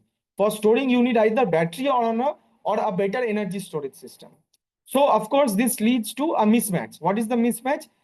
That as I said, there is a mismatch in demand. Demand peaks around this time, and the solar peaks around this time. So in this time, solar is not there. This is also a demand where solar is not there. In the evening, 6 p.m., you won't find any solar generation, right? Solar is not there in the evening time. So if we want to use solar power, then directly we cannot use because there is no sun. Only solution is storage of solar power. If we store solar power somewhere, we can use it during this evening time. Okay, so let's see what kind of storages are. So I'll introduce you to energy storage. So let's say energy storage is very crucial and very important for ensuring stability in the power grid. Because normally day to day, what happens is, and what will happen is gradually our coal or thermal power plants will phase out. Okay, so our coal and thermal power plants will shut down, and this will be replaced by what? By more solar and wind. But the problem is solar and wind are very intermittent or very variable in nature. They are not stable in nature. So this is why we need energy storage. If we do not have energy storage, then due to the variability of these renewables, our power grid will also be variable and the grid will collapse. It will destabilize. Okay. So as an example, I'll tell you. So suppose you directly, I've given this example yesterday also. So it's very simple. You imagine that suppose you have a solar panel which is connected directly to a bulb. Okay. Directly to a DC bulb. Solar panel is DC and your bulb is say also DC. So solar panel is connected to the bulb. Okay. So, and you have kept it outside. And then you see that sunlight falls into the solar panel and the bulb is glowing, no problem. It is generating, the solar panel is generating power and the bulb is glowing, no problem. So suddenly you see that a cloud is coming on top of your solar panel. Okay, so there is cloud cover suddenly. So what will happen? The solar generation will fall down and the bulb will glow dimmer. Okay, the luminous intensity of the bulb will glow less bright or dimmer, and this will always happen if solar radiation falls down, some cloud comes and cloud will come and go. There is no predictability over there. We cannot control the clouds. Okay, so same thing will happen with the grid, because larger the solar installation will be there, the grid will also sometimes it will generate high power, sometimes there will be high power, sometimes there will be very low power in the grid too. This is the problem. This will destabilize the grid in a high fashion. So we do not want this. We want stability in the grid, and for that we need energy storage. Now let's see what energy storage systems we have. So first, very common, very popular is the battery-based energy storage. So we have learned in the standalone systems and hybrid systems that we can use batteries to store solar energy. And batteries which are there are lithium polymer, which are used in very low power electronics such as mobile phones or some walkie-talkies or some small devices. Lithium polymer batteries are used. Coin cells are used in watches, in some small equipment, coin cells are used. Lead acid batteries can range from small to very large. It is one of the good batteries to store solar power. Okay, so lead acid battery is also cheaper than the popular lithium ion battery. So lithium ion battery is also has different variants. So this is lithium cobalt, lithium ion, which is the cobalt variant, and this below you have lithium iron phosphate, which is LFP. Lithium iron phosphate battery, lithium ferrophosphate battery is also called. This is called a prismatic cell, and this is called a like a cylindrical cell. Okay. We have nickel cadmium batteries also. These are for low power electronics like walkie-talkies, toys, some small mobiles, some small equipment, which are the button cell is for watches and all. Alkaline batteries you use for clocks and other things. Okay, so use alkaline batteries. So for high power applications, so suppose you want to run your household with solar power, you will not use lithium polymer, you will not use coin cell, you will not use nickel cadmium, you will not use button cell, you will not use alkaline batteries. Only three types of batteries you can use: lead acid and lithium ferrophosphate. Lithium ion, with each cell you cannot do it, but if you make a bank, for mobile phone you have a power bank, right? So you can have an energy or battery bank with a lithium ion cell. With a large number of cells, you can make a bank, no problem. So you can do that. It is most common and very useful for storing solar energy. Okay. So Government of India has made a plan that large amount of solar power and variable wind power also will be stored in lead acid banks and lithium for iron phosphate or lithium ferrophosphate battery banks. So that planning we have done, and some work has also started. Let's see other overview of battery systems. So you can see these are two kinds of batteries. I'll tell you later. So first we have lead acid batteries, very mature. It is very old. That is running for a long time. You will see that all in inverter systems. If you have an inverter at your home, or say solar home light system, you will have a lead acid battery. So lead acid batteries have electrolyte as lead, and they are very stable and cost effective. The cost is very low. So per watt hour, so the cost we term it as watt hour. Okay. So per watt hour, storage cost for lead acid batteries is rupees 7 only. For lithium ion batteries, it's about 15 to 16. Okay. So per watt hour. And then we have nickel cadmium batteries also. It has a long life durability, but the price is higher. It contains toxic materials. Lithium ion batteries, it has a high current producing, or it can deliver a lot of power in a small package. Even a small lithium ion battery bank can offer or produce a large amount or deliver a large amount of power. It can be charged very fast also. It can be charged. I mean, fast charging can be done in any lithium ion battery, and fast discharging can also be done, which cannot be done effectively in lead acid batteries. Okay. So fast charging is very important. Then other batteries which are very important, vanadium redox flow battery called VRF batteries, and sodium ion batteries. Like lithium ion, sodium ion batteries are coming into the market. So it will be cheaper than lithium ion, and it will be more stable than lithium ion. Okay. So sodium ion batteries and vanadium redox flow also show very good potential for large scale storage of our renewable energy power. By renewable energy, mostly what do we have? Solar and wind. Of course, we know till now we know this.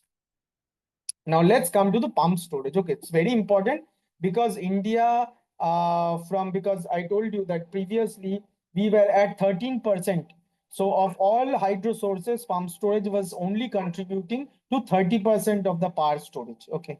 So now what our plan is, by 2070, we'll have 40% of the energy storage coming from pump storage schemes. Okay. So this is very important. Okay. So I'll show you on the top half. So if you see my laser pointer, you can see how the pump storage works. So this is the drawing of the Purulia famous, the first pump storage scheme, I think, which is the Purulia pump storage scheme, located in, it's a fully automatic pump storage scheme, located in the Purulia district in West Bengal. So here you have an upper dam, and this you have a lower dam. Okay, so upper dam water is at a higher height. So what is the function? How does a pump storage scheme work? So suppose in an entire day, the electricity charges also vary. How does it vary? When the electricity demand is high, the electricity cost is also very high. When the electricity demand is low, then the electricity cost is also low. So this is called the time of day charge. Okay. So suppose in the evening time, as I told you, from 9 in the morning, 9, 10 in the morning to about, let's say, 5 o'clock or 6 p.m. in the evening, that is the working time where the industries and offices and everything is open. All the businesses are open. In that time, the demand is very high. So in this high demand, the power price is also very high. But comparatively, in the early morning or in the night time, say like night 3 p.m. or 4 p.m. or 1 p.m. even in the night, so power requirement is very low during this time. So power cost is also very low. Okay. So what the pump storage scheme does is, when the power cost is very low, it pumps water from the lower dam to the upper dam through the hydro turbine itself. So the hydro turbine here is operating in both ways. It is doing two kinds of work. It is acting as a pump, as well as it is acting also as a turbine. So it is called a pump as a turbine, or a Francis model. Pump as turbine model. Pump as turbine model. So it can draw water from the lower dam to the upper dam. It can pump water also. And when it is required to generate power, it can flow water from the upper reservoir to lower reservoir also. Through the turbine, it can generate power also. So it can work in generating mode as well as pumping mode. Not simultaneously, of course, not together, but it can work in these two modes. Okay, so it's very important that you know pump storage schemes. So when, again, I'll repeat, when electricity cost is low, then what happens? The pumping happens. So from the lower dam where water is in excess, I pump water to the upper dam where water is scarce. Okay. So then I fill up my upper dam so that I can use the water in the upper dam later to generate power when power is actually needed, when demand is high into the grid. And if stability is low in the grid, I can push more power, stable power through the pump storage scheme and by channeling or flowing the water through the upper dam. So of course, again, I'll repeat, when the electricity cost is low, when is the electricity cost low? When the demand of power is also low. Then I do pumping and I pump water into the upper dam. And when my demand is high, I need power from the grid. I don't have power, I need power from the grid. Then the electricity cost is also high. Then I use the same thing, the same power plant, pump storage scheme as a generator, not as a pump right now, but in generating mode as a generator to flow water from the upper dam to the lower dam through the generators, through the hydro turbines. Okay. So very important. I hope you have understood this. If you have any questions, you can write it down now. After say 10 or 15 minutes, we'll have the question answer session. So you can ask me any questions if you have. Okay. Now let's look at other forms of storage. So we have flywheel storage. What is flywheel storage? A large amount of mass constantly spins. Okay. So let's say there is a very high, so there is a wheel. Okay. So the wheel is spinning. So you need some kind of energy to stop the wheel from spinning because it has a mass, it has a momentum, it will keep on spinning. Unless you tightly grab it and you need energy to stop the wheel at once. Okay. So similarly, if you rotate high masses or high amount of weights, large weights, then you need sufficient energy to stop it also. So this is where the flywheel storage comes in. As it is rotating, okay, so it is rotating and it is stabilizing the grid. So when suddenly the grid needs a large amount of power, the power can come from the rotating turbines or the rotating flywheel also. So this is a very important system. So let's see if I can show some other pictures also. Let's talk about gravity storage, where I use excess energy. So similar to pump storage, but here I use certain masses like bags of cement. I draw through a motor. I lift a bag of cement on the top through solar power maybe. I drive a motor and I through a crane, I draw a bag of cement, suppose, from ground to top. Okay. And then when I need power, I release the bag of cement. And then the same motor which is connected to the bag of cement acts as a generator. The bag of cement falls down and the generator rotates and it generates power. Okay, so this is a gravity energy storage. Compressed energy storage, I stored air in high compressed form in a can or a vessel or a canister or maybe an underground cavern also. Some people are saying that defunct coal mines which are not now used, can be used to store compressed air. Okay, so with some linings and with some sealings, we have to seal the entire thing, and then we can use that as a storing compressed air. Now, once we store compressed air, so we can release that air through a turbine. We can rotate this turbine to generate power. So this is again an energy storage method. So hydrogen is the last, and it's coming in a big way. We can generate green hydrogen through electrolysis or through PEM mode, like electron membrane, proton electron membrane, through fuel cell. We can generate hydrogen in an effective way through solar power, and then we can use hydrogen through a fuel cell. Also, we can like we have hydrogen engines also. We can burn hydrogen. Hydrogen is a very clean fuel. It can burn hydrogen, operate, and then work as a very clean generator. So now research work is going on. A huge amount of money is invested in this research, hydrogen research. Okay. Now there are other storages also, of course. There are supercapacitors which are used to store large amounts of power, but they have capacity. It's the storage capacity is very limited. They cannot store for a long time. Suppose they can store for maximum 1 or 2 minutes, not hours, even minutes. But they can store very large amount of power. So that suppose I need a very large amount of power for say 3-4 seconds in the grid. So supercapacitors can serve me do that. Similarly, we have superconducting magnetic storage. Research is going on so that in cryogenic mode, so in very low temperatures, a disk is allowed to rotate, and then a cryogenic cooled coil is used for storing power. So this is advanced technology. So we'll not go into this much more. So now we'll talk, we'll just come back to our reality and just we'll talk about India's solar power revolution. Okay. So just we'll take a 2 minutes break, then we'll start. Okay. So now it's 1853 or 1854.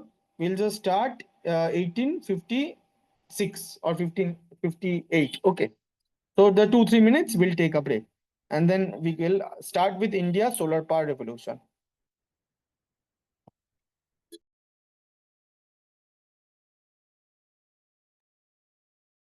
Okay, so we can start India's solar power revolution. So the journey begins in 2009, where in West Bengal, where the first megawatt scale. So I told you yesterday also this fact, very important, very interesting. So in 2009 in Asansol, and the block was, I think, Jamuria block, 2 megawatt solar power plant was installed. And so the person who installed it, his name is Professor Shantipada Gonchaudhary. He's also called the Solar Man of India, and he first introduced India with the concept of solar energy. Okay. So what it did was he faced several challenges when the first solar power plant was installed. Why? Because at that time, if you see, the cost of producing 1 unit of solar power was very high. It was about 17 rupees, okay, per unit. So now the solar power cost is 3 rupees 50 paisa, and that of coal is 4 rupees 30 paisa. Cost of producing 1 unit from thermal power plant is 4 rupees 30 paisa, and solar is 3 rupees 50 paisa. Okay, so this is the difference. So at that time, the cost was 17 rupees for 1 unit, produce 1 unit. So very high than coal. So everybody was saying that no, solar power will not work. Why it will not work? Because the cost of production is very high. So now, why has the cost decreased so much? Even lesser than coal. Why is this today? Because of two reasons. First, there has been popularization of solar. Solar is popular, production has increased. When the production of something is increased, then the cost will come down because demand is then high. Because then after that, the solar panel are produced in large amounts, large numbers, and then which has led to the decrease in cost of solar PV. And if you look at that time, the solar power plant efficiency, panel module efficiency was also not that much high. It was around say 15-16% efficiency. So today, if you see, the efficiency is about commercially available panels, efficiency is about 23%. From 15% efficiency to 23% efficiency, it has been a long jump. And due to large production also, the cost has come down.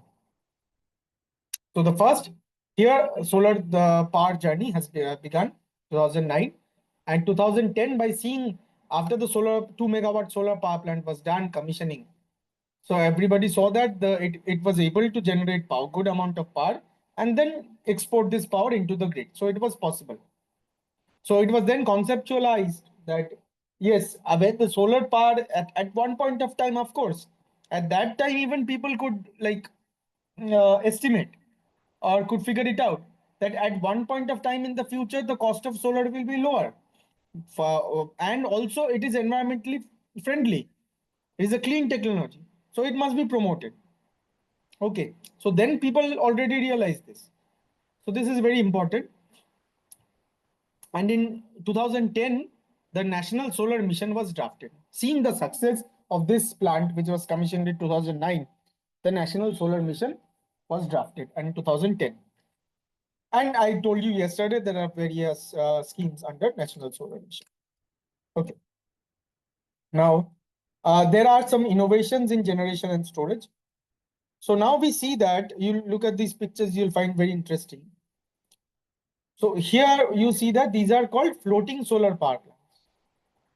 Okay, so the first floating solar power plant was installed in Newtown, Kolkata, having a capacity of 10. Then with larger power plants were then commissioned in southern states, southern India, southern part of India, and western part of India also. Several floating solar power plants gradually came up. Okay, the first one was done in 2014 in Newtown. So this was a 10 kilowatt plant. So you'll just figure it out, or you'll just have the question. You can have the question in your mind that why do we need floating solar power plants? We have enough land, we have large amount of land, ample wasteland. So why do we need floating solar? Is there any need? So one big need is land. Again, coming back to land, because land, if it's wasteland or not, in the future, land will be the most valuable thing. Even if you go somewhere and try to buy or try to use or try to procure a patch of land for any work or any business, any something to build a house also, acquiring the land is very difficult to begin with. So because of this problem of land, people thought and researchers thought that why not make something land neutral? So in one thing land neutral is the floating solar power. Okay. So it floats on water. Below the floater medium is plastic. So which is not environmentally friendly. Plastic is not environmentally friendly, and it is also glass reinforced plastic and also HDP mixture of that. Some PVC also. So we need to move from this plastic to any other sustainable and clean material. So in the picture below, you can see the same floating solar power plant, a different floating solar power plant in different region. So this is in Tripura. So this floating solar power plant, the base is bamboo, made out of treated bamboo. So bamboo can be also used as a floater. So treated bamboo can be placed on water, no problem. And then power plants can float on top of that, can be mounted on top of that. The entire system can float on water without any problems. So our institute has commissioned the first bamboo-based floating solar power plant. So I have shown you the picture of that. Second, we come to the advanced level storage, which is the integrated solar and hydro storage. So this is called the solar pump storage scheme. Similar to normal pump storage scheme, this is the solar hybrid pump storage scheme, which we have commissioned back in 2022 and at Manipur. Okay, so this is a region in Manipur called, this is the district is I think Senapati, and the area is called Hingbang in Manipur. So here we have combined hydro and solar, because you see in the summer season, solar works very well. You have ample amount of sunshine, and you have, if you have solar panel will generate very good. But in the monsoons, you won't have very good solar generation. Why? Because there will be clouds and rainfall will be there. As rainfall will be there, naturally, hydropower generation will be high because water will be available in the streams or dams. So what we have done is we have combined these two so that the total output, so that in monsoon season, hydropower generates very well, solar power does not generate. Okay. In the summer season, hydro does not generate well, solar power generate. So either an or system will work. So either solar or hydro system will work to generate stable amount of power or stable power through the entire season. And then we are storing also, we are through operating solar pumps, we are storing water in the upper reservoir. So you can see, I'll just again turn on my pointer. So this is the upper reservoir, this is the open channel. And suppose this is the river which is flowing. So this is the river which is flowing. And you are not able to see the river, but this is where the river is flowing. And here I have the intake channel where water flows into the upper reservoir. Okay. So upper reservoir may fill up, or when like monsoon is not there, when open channel does not have any water, there will be no water in here. Okay. Then, but if will have water stored in the lower reservoir. So there are solar pumps installed in this pump house, and these are the solar panels also. I can pump water from here to the upper reservoir, and I can fill this water upper reservoir up. And then you can see this small power house is there. This is the powerhouse where hydropower system is there. I can channel this water through the hydropower system and then generate power at my own will, at my own control. I cannot control solar power, so I'm using a pump just to fill water. So pump will also not operate stably. It will sometimes operate at low capacity because of the low power from solar. And when solar power is high, the pump will also operate at a higher power. But my main objective is filling the tank. So maybe a little bit low, maybe a little bit high rate, but ultimately the upper reservoir will get filled up. So once I get water filled up, it is in my control. I've taken things in my control now. So I can operate my small hydro system any way I like, because I have water already stored in my upper reservoir. I just need to open my valve and all the water will flow into my micro hydro system. Then I can generate stable power. So this is what a solar pump storage system is. Then this is the picture of one of the largest, I think, solar power plants, off-grid power plants in India. This is the Ghodamara Island. And then this is how a standalone solar power plant looks like. You can see all the panels, and this is an area where there is a lot of flooding. You may ask the question that, sir, why is this panel mounted so high from the ground? What is the reason that I mount so high from the ground? But can I reduce costs by lowering the panels? So yes, conventionally, I do not have this installation so high above. I have a little bit lower, above like 3 or 4 feet from the ground. This I have at this height. I don't have it at this height. So, but this area is flood prone, highly flood prone. So I have to keep my modules elevated from the ground. Okay. And this is the fencing. You can see all the power plants have to be properly fenced. Proper fencing has to be done. And this is you cannot see it fully, but this is the powerhouse where where there is the battery bank and inverter is there. So this is how large battery banks look. Entire big room all filled with batteries. You can see all batteries are here, and these are all lead acid batteries which are used to serve about 3,000 people. They are giving power to about 3,000 people. Okay, so this is a 150 kilowatt plant on Ghodamara, off-grid plant, standalone plant on Ghodamara Island. So because Ghodamara Island is not connected to the electricity grid, so with solar power, the entire village is being powered, or a power is given to the entire village through the solar route.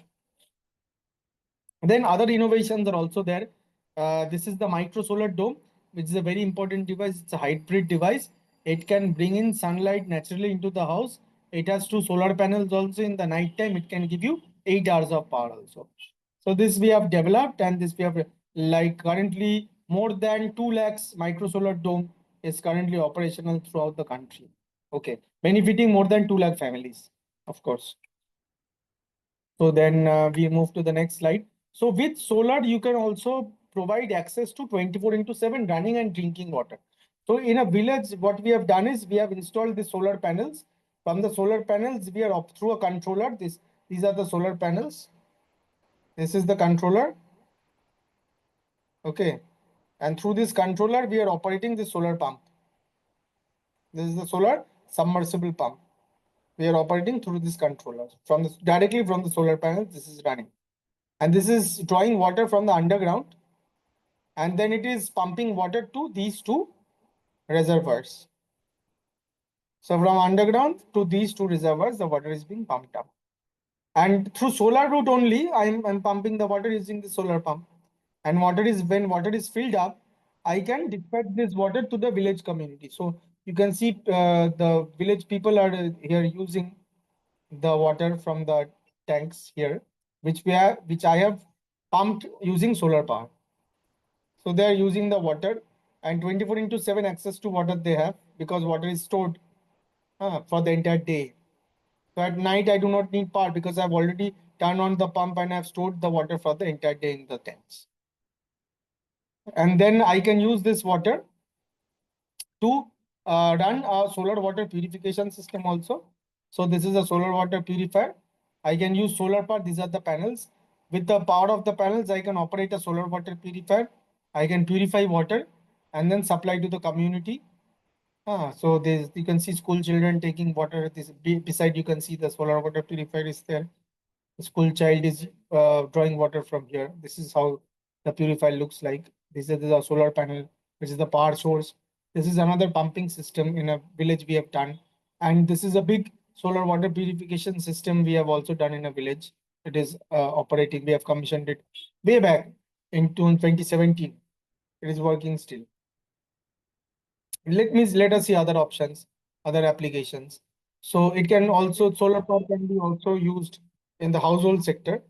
So this is called the Surya Radhuni set. So it has a small fan. It can be used to just run. This is a normal biomass cooker, and then you can accelerate the burning using this fan. And later you can use this fan in your household also for residential use. This is a micro solar dome light. You can use this light in your home or in the top, as you can see in here. So you see the picture. This is the control panel. In here you have the batteries. Okay. So the solar panel is installed on top of the house, on top of the roof. And then this is the wire which is coming. And this wire is coming to the controller. And the controller has the batteries and the control system and the switches on the front. And this powers this small fan and the light also. So the light and fan are powered by the solar. The fan is currently this woman is using this fan for accelerating the cooking process. And the light she is also using so that she can cook well. So this is one solar cooking setup, one type of. Another type was developed by Indian Oil called the Surya Nutan. And this uses solar panels to and the induction cooker system to cook your food. Okay, so this is the kind of setup. Another setup is using heat from coils, resistive heat from coils to do the cooking. So you have the solar panels, you have a resistive heater in there. So it heats the entire cooktop, and then the top of the cooktop is very hot. Then you put some cooking utensil in here, and then you cook with your panel here. Okay, so these are the 3 or 4 processes of household cooking which you can do entirely through solar power. Then for other applications, I'm also associated with InSIC, which is the International Solar Innovation Council. This is the logo, InSIC. So we have funded a project in which one college has ICFI University. This is one college and university. We have given funds to them, and they have developed this kind of solar wheelchair. You can see the solar panel is on top, and these are the battery pack is in the rear end. And then disabled people, Divyangan people, they can use this solar wheelchair very easily. And this we have developed. This is called the Janta Solar ATM, an ATM which is solely powered by solar. It is very important for rural areas. It can be deployed. So some companies are adopting it. Some banks are adopting it gradually. So it is coming into the market. So this is a solar-based sanitary napkin vending machine. It is also coming up in a big way. So this is a solar-powered cycle stand or cycle charger or an e-bike charger. You have this kind of setup where your solar panels installed on top, and the solar panel through a controller, it charges all your e-bikes and small e-vehicle. If you have small e-bikes or small cycles, e-cycles, if you have, it can charge that very easily. So this kind of setup everybody can have, because now electric cycles are becoming, and electric bikes are becoming very popular. Okay. So now solar power can also be used for drying. So this through InSIC, we have supported a project, and so this institution's name is, I think, Mitra Niketan in Kerala. So we have supported them. They have made this kind of solar dryer, which they have put, I think, jackfruit or tapioca in here, and they are drying it through the solar dryer. Okay, and the women are drying it, women are then selling it in the market. So this is one good business also there. Similar to one kind of other dryer I have shown you yesterday also. So this is similar to that. So also we have done some innovations of also some other innovations like on floating solar power plant I've already shown you. And through solar and through solar pumping, we can supply water to an entire village. We can use this solar power for purifying water also. I've shown you that. Power solar pump storage scheme in Manipur, I have already shown you. So also another complementary feature is solar, if you hybridize solar with biogas. So also in the monsoons, if you see when solar power is low, then you can use biogas power plants also. Biogas I've already explained to you. You can use biogas power plants for catering load in your monsoon season when solar is low. And then when in winter, when biogas does not work very well, your solar will work, and then you can use solar. So it is a complementary action. So one energy source complements, or one power generator complements the other power generator. Okay, so both combined can provide you stable power throughout the year. So these are other, yeah, I've shown you. So speaking about the future research, we have large scale storage, like large scale pump storage, solar pump storage is coming up in a big way. Okay, so advanced PV technology. Now, if you want to buy solar panels, one solar panel, the maximum solar panel you can buy is 540 or 560 watts. Now 675 watt panel has also come, but in the future one panel will be 1000 watts. Okay, one panel itself will be 1000 watts. So amazing. So now new materials also, we are currently solar panels are all made out of silicon and some other materials also. And now we are moving into more advanced materials like organic materials, the perovskites, which have higher efficiency. And an international solar grid has been set up so that excess power from India can be supplied to other countries as well, and vice versa. And then circular economy, the panels and batteries are being recycled. This is a very important focus. And then new EV charging, fast charging, and artificial moon. These are some new projects. And forecasting, enhanced forecasting, because now we don't have good wind forecasting potential. Solar forecasting is also good, relatively good, but wind forecasting people are working on to increase the efficiency or increase the effectiveness of both solar forecasting and wind forecasting. So I know that what kind of solar power and what kind of wind power I will get in the future, even after 5 minutes or after 10 minutes, what kind of power I will get. To that accuracy, people are working on this. So conclusion to in the 2 days of our workshop which we have done, what can we conclude? So about 21st century, we have to phase out coal, we have to phase out fossil fuel, we have to gradually move towards cleaner renewable energy sources. It's absolutely essential to prevent the rise of greenhouse gas emissions, to prevent the rise of temperature. And if we pair solar energy with other reliable storage solutions, solar and wind, if we are able to store it through sustainable storage solutions such as batteries, good batteries and pump storage especially, so it will stabilize the grid in the future, where fossil fuel won't be there, and we have to depend solely on solar and wind and other renewables maybe. Okay, so this is the end of the day 2. Thank you. Let's keep a clean and green world for the future generation. If you have any questions, because we have only 10 minutes left, this lecture was a little bit long. So if you have any questions, anything, you can ask me questions. In the chat also you can ask, directly also you can ask. We can, you can give your feedback also. How did you enjoy the course? And you can give your feedback on like whether you want something else or not, other courses, what kind of other courses you want. You can give us some information regarding that also. Any feedback is appreciated. Okay.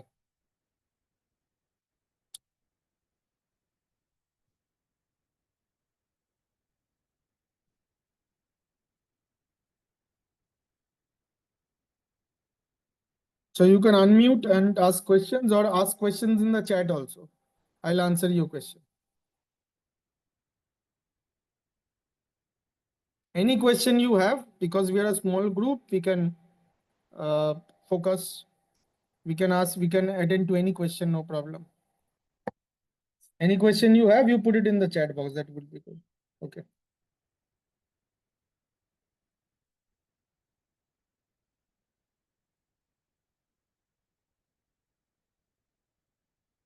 Next is we are planning to do an advanced course also. Hello, Yes, yes. sir. If you don't mind, please share the PDF. Yes, so Any, we'll share the video as if well you as the PDF. possible. Okay, okay. Thank you, thank you. Okay. So I've got one question, and Ms. Sneha has asked that good evening, sir. Regarding the solar charged battery, won't continuous charging damage the battery? Very good question. So very important question also. So anybody, this question can come in anybody's mind that suppose I continuously charge my battery, maybe it is the best battery, maybe it's a good lead battery, maybe it's a good lithium battery. I continuously charge this battery. Won't my battery get damaged? So there is all, normally it does not get damaged if you charge it within its limits. By that I mean that every battery has a charging current range or a maximum charging current it can accept. So if your charging current or discharging current falls within this range, so there is no problem. So if you charge your battery with an appropriate, you pair your battery with an appropriate solar panel, there is no problem. Your battery won't get damaged. But is it the case for future? Will it be endless? Will your battery will not get damaged in the future? This is not the case. You see, all the batteries have a life cycle, have a life. That means for lead acid batteries, normally you can charge the batteries. You can compare there is one cycle. Okay, so let me clarify this concept. One cycle of charge and discharge means once you charge the battery, then you discharge it completely. That will account for one cycle. Okay, so for lead acid battery, you can charge and discharge it 700 to 800 times. It is the charge cycle. For lithium ion batteries, you can charge it 2000 to 2500 times. Okay, so this is the difference between that. It's a very good charging system. Okay, so for lead acid battery, we have 700 cycles, and for lithium, more or less you have 2000 to 2500. You have greater cycles also, you have lesser cycles also, but this is the average. Like this is what we have. So what will happen if we consume or deplete all the charging cycles? Say 700 cycles in lead acid battery I have completed. What will happen after that? After that, the battery performance will deteriorate, and the performance will not be that good. You need to replace this battery and you need to recycle this battery. Recycling of lead battery is very popular. Okay, so no problem. You go anywhere, any shop, any battery shop, they will replace and recycle your lead acid battery. Lithium ion, it is not that strong right now, but it is growing gradually. It is growing, and we'll have a good recycling market of lithium ion in the future, I hope. But now it's not very strong. Lead is very strong, and this is how you can do the recycling part also. And this, I think this answers your question that all the batteries have a life cycle. After the life cycle is over, the batteries will not get will not perform that much good. And another point is very important is if you don't pair the appropriate panel with your battery, then your battery will get damaged because it will receive high amount of power, which is not, it is not designed to handle that high amount of power. So you have to the pairing must be appropriate. Okay. So another question is, okay, from Mr. Marshall, he has asked the question, what are the cost differences between biopower, solar and wind energy generation? Okay, so this is also a very good question. Understanding the cost differences is very crucial because you then know that suppose if I purchase this power, or the electricity distribution company, should they purchase this power or not? So that is the question, and because of that they need to know the cost, and we also need to know the cost. So let's start with solar. Solar, for generating 1 unit of solar power, the cost of generation is 3 rupees 50 paisa, 3.5 rupees for solar. Okay, so 3.5 rupees for 1 unit of solar. This is the cost. For wind energy, the cost is 2.8. So for solar is 3.5, the wind energy is 2.8. But the wind energy cost, now we see that the cost is rising. Why? because several wind energy power plants have reported to be malfunctioning. Several overhauling, several maintenance issues are coming up. So the cost is not that. Cost will be in the future for wind energy, it will be higher. Say suppose we are thinking that suppose it should be around 6 rupees in the future, considering everything. So reliability also has to be considered. But solar is good. Solar, there is no problem. Solar cost is 3.5, and let's say wind is 6 rupees. Okay, and then biopower will be 12 to 15 rupees. Biopower is the highest. It is 12 rupees to 15 rupees. Cost of generation is very high because of the operation of the engine, preparation of the fuel, collection of the fuel, everything has a high cost. Okay. So this, I think, answers your question. Another thing is cost of coal. Cost of coal power is, I have said it earlier, for 4 rupees 50 paisa, say, consider 4 rupees 50 paisa only. It's 4 rupees 30 paisa. So consider 4 rupees 50 paisa. Okay. 4.5 rupees for coal, 3.5 rupees for solar, 6 rupees for wind, 11 to 15 rupees for bio. Okay. And say if you have a diesel engine or diesel generator, many of us can have diesel generator or are having diesel generator also. So diesel generator you can replace by solar standalone system. That would be good because diesel running cost is very high, right? So that thing you can do. So any other questions? These were good questions which you asked. So if not, we'll wrap up the 2 days session. I hope you liked, and I hope the session, the 2 days was very helpful for you, or at least you were able to learn something. And if you're interested for an advanced course, so please message us or mail us what you expect and what you feel should we do a future course on, so that also you can suggest to us. And all the PPTs, the entire PPT and the video also will be shared to you, so you can watch anytime if you feel. Okay, so thank you everyone. So thank you for joining. This is a very good group, and we have discussed for 2 days, 2 classes.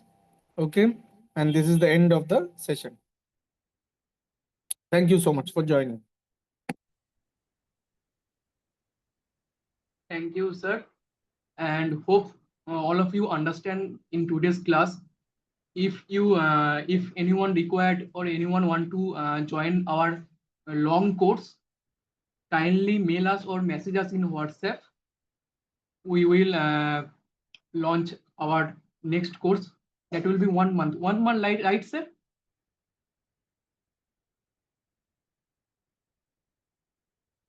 Hello, sir. Yes, Snehashish. Yes, we have. If we planning for a long course, it will be 1 month, right, sir? It will be 1 month. So then in 1 month there will be 4 classes. 8 classes will be 8 classes will be there Saturday and Sunday. Yes, sir. So we'll have 8 classes. So in 8 class, it will be an advanced course where we'll invite industry experts also. Okay. So industry experts, then national experts will apply, will take into this course. They will give you lecture, and it will be a little bit advanced. You will gain a little bit more knowledge on design of systems also, and how in industry, how does one work in industry. If somebody wants to join the solar industry, what they must do. If we want to develop, or if we want to do entrepreneurship in solar, what can they do. So everything we'll just go through in the advanced course. Okay. Okay, sir. Okay, sir. Thank you, sir. Thank And you everyone. Thank you everyone. Everyone has commented. Okay, I'm happy that you felt that it was a good course or informative workshop. Thank you.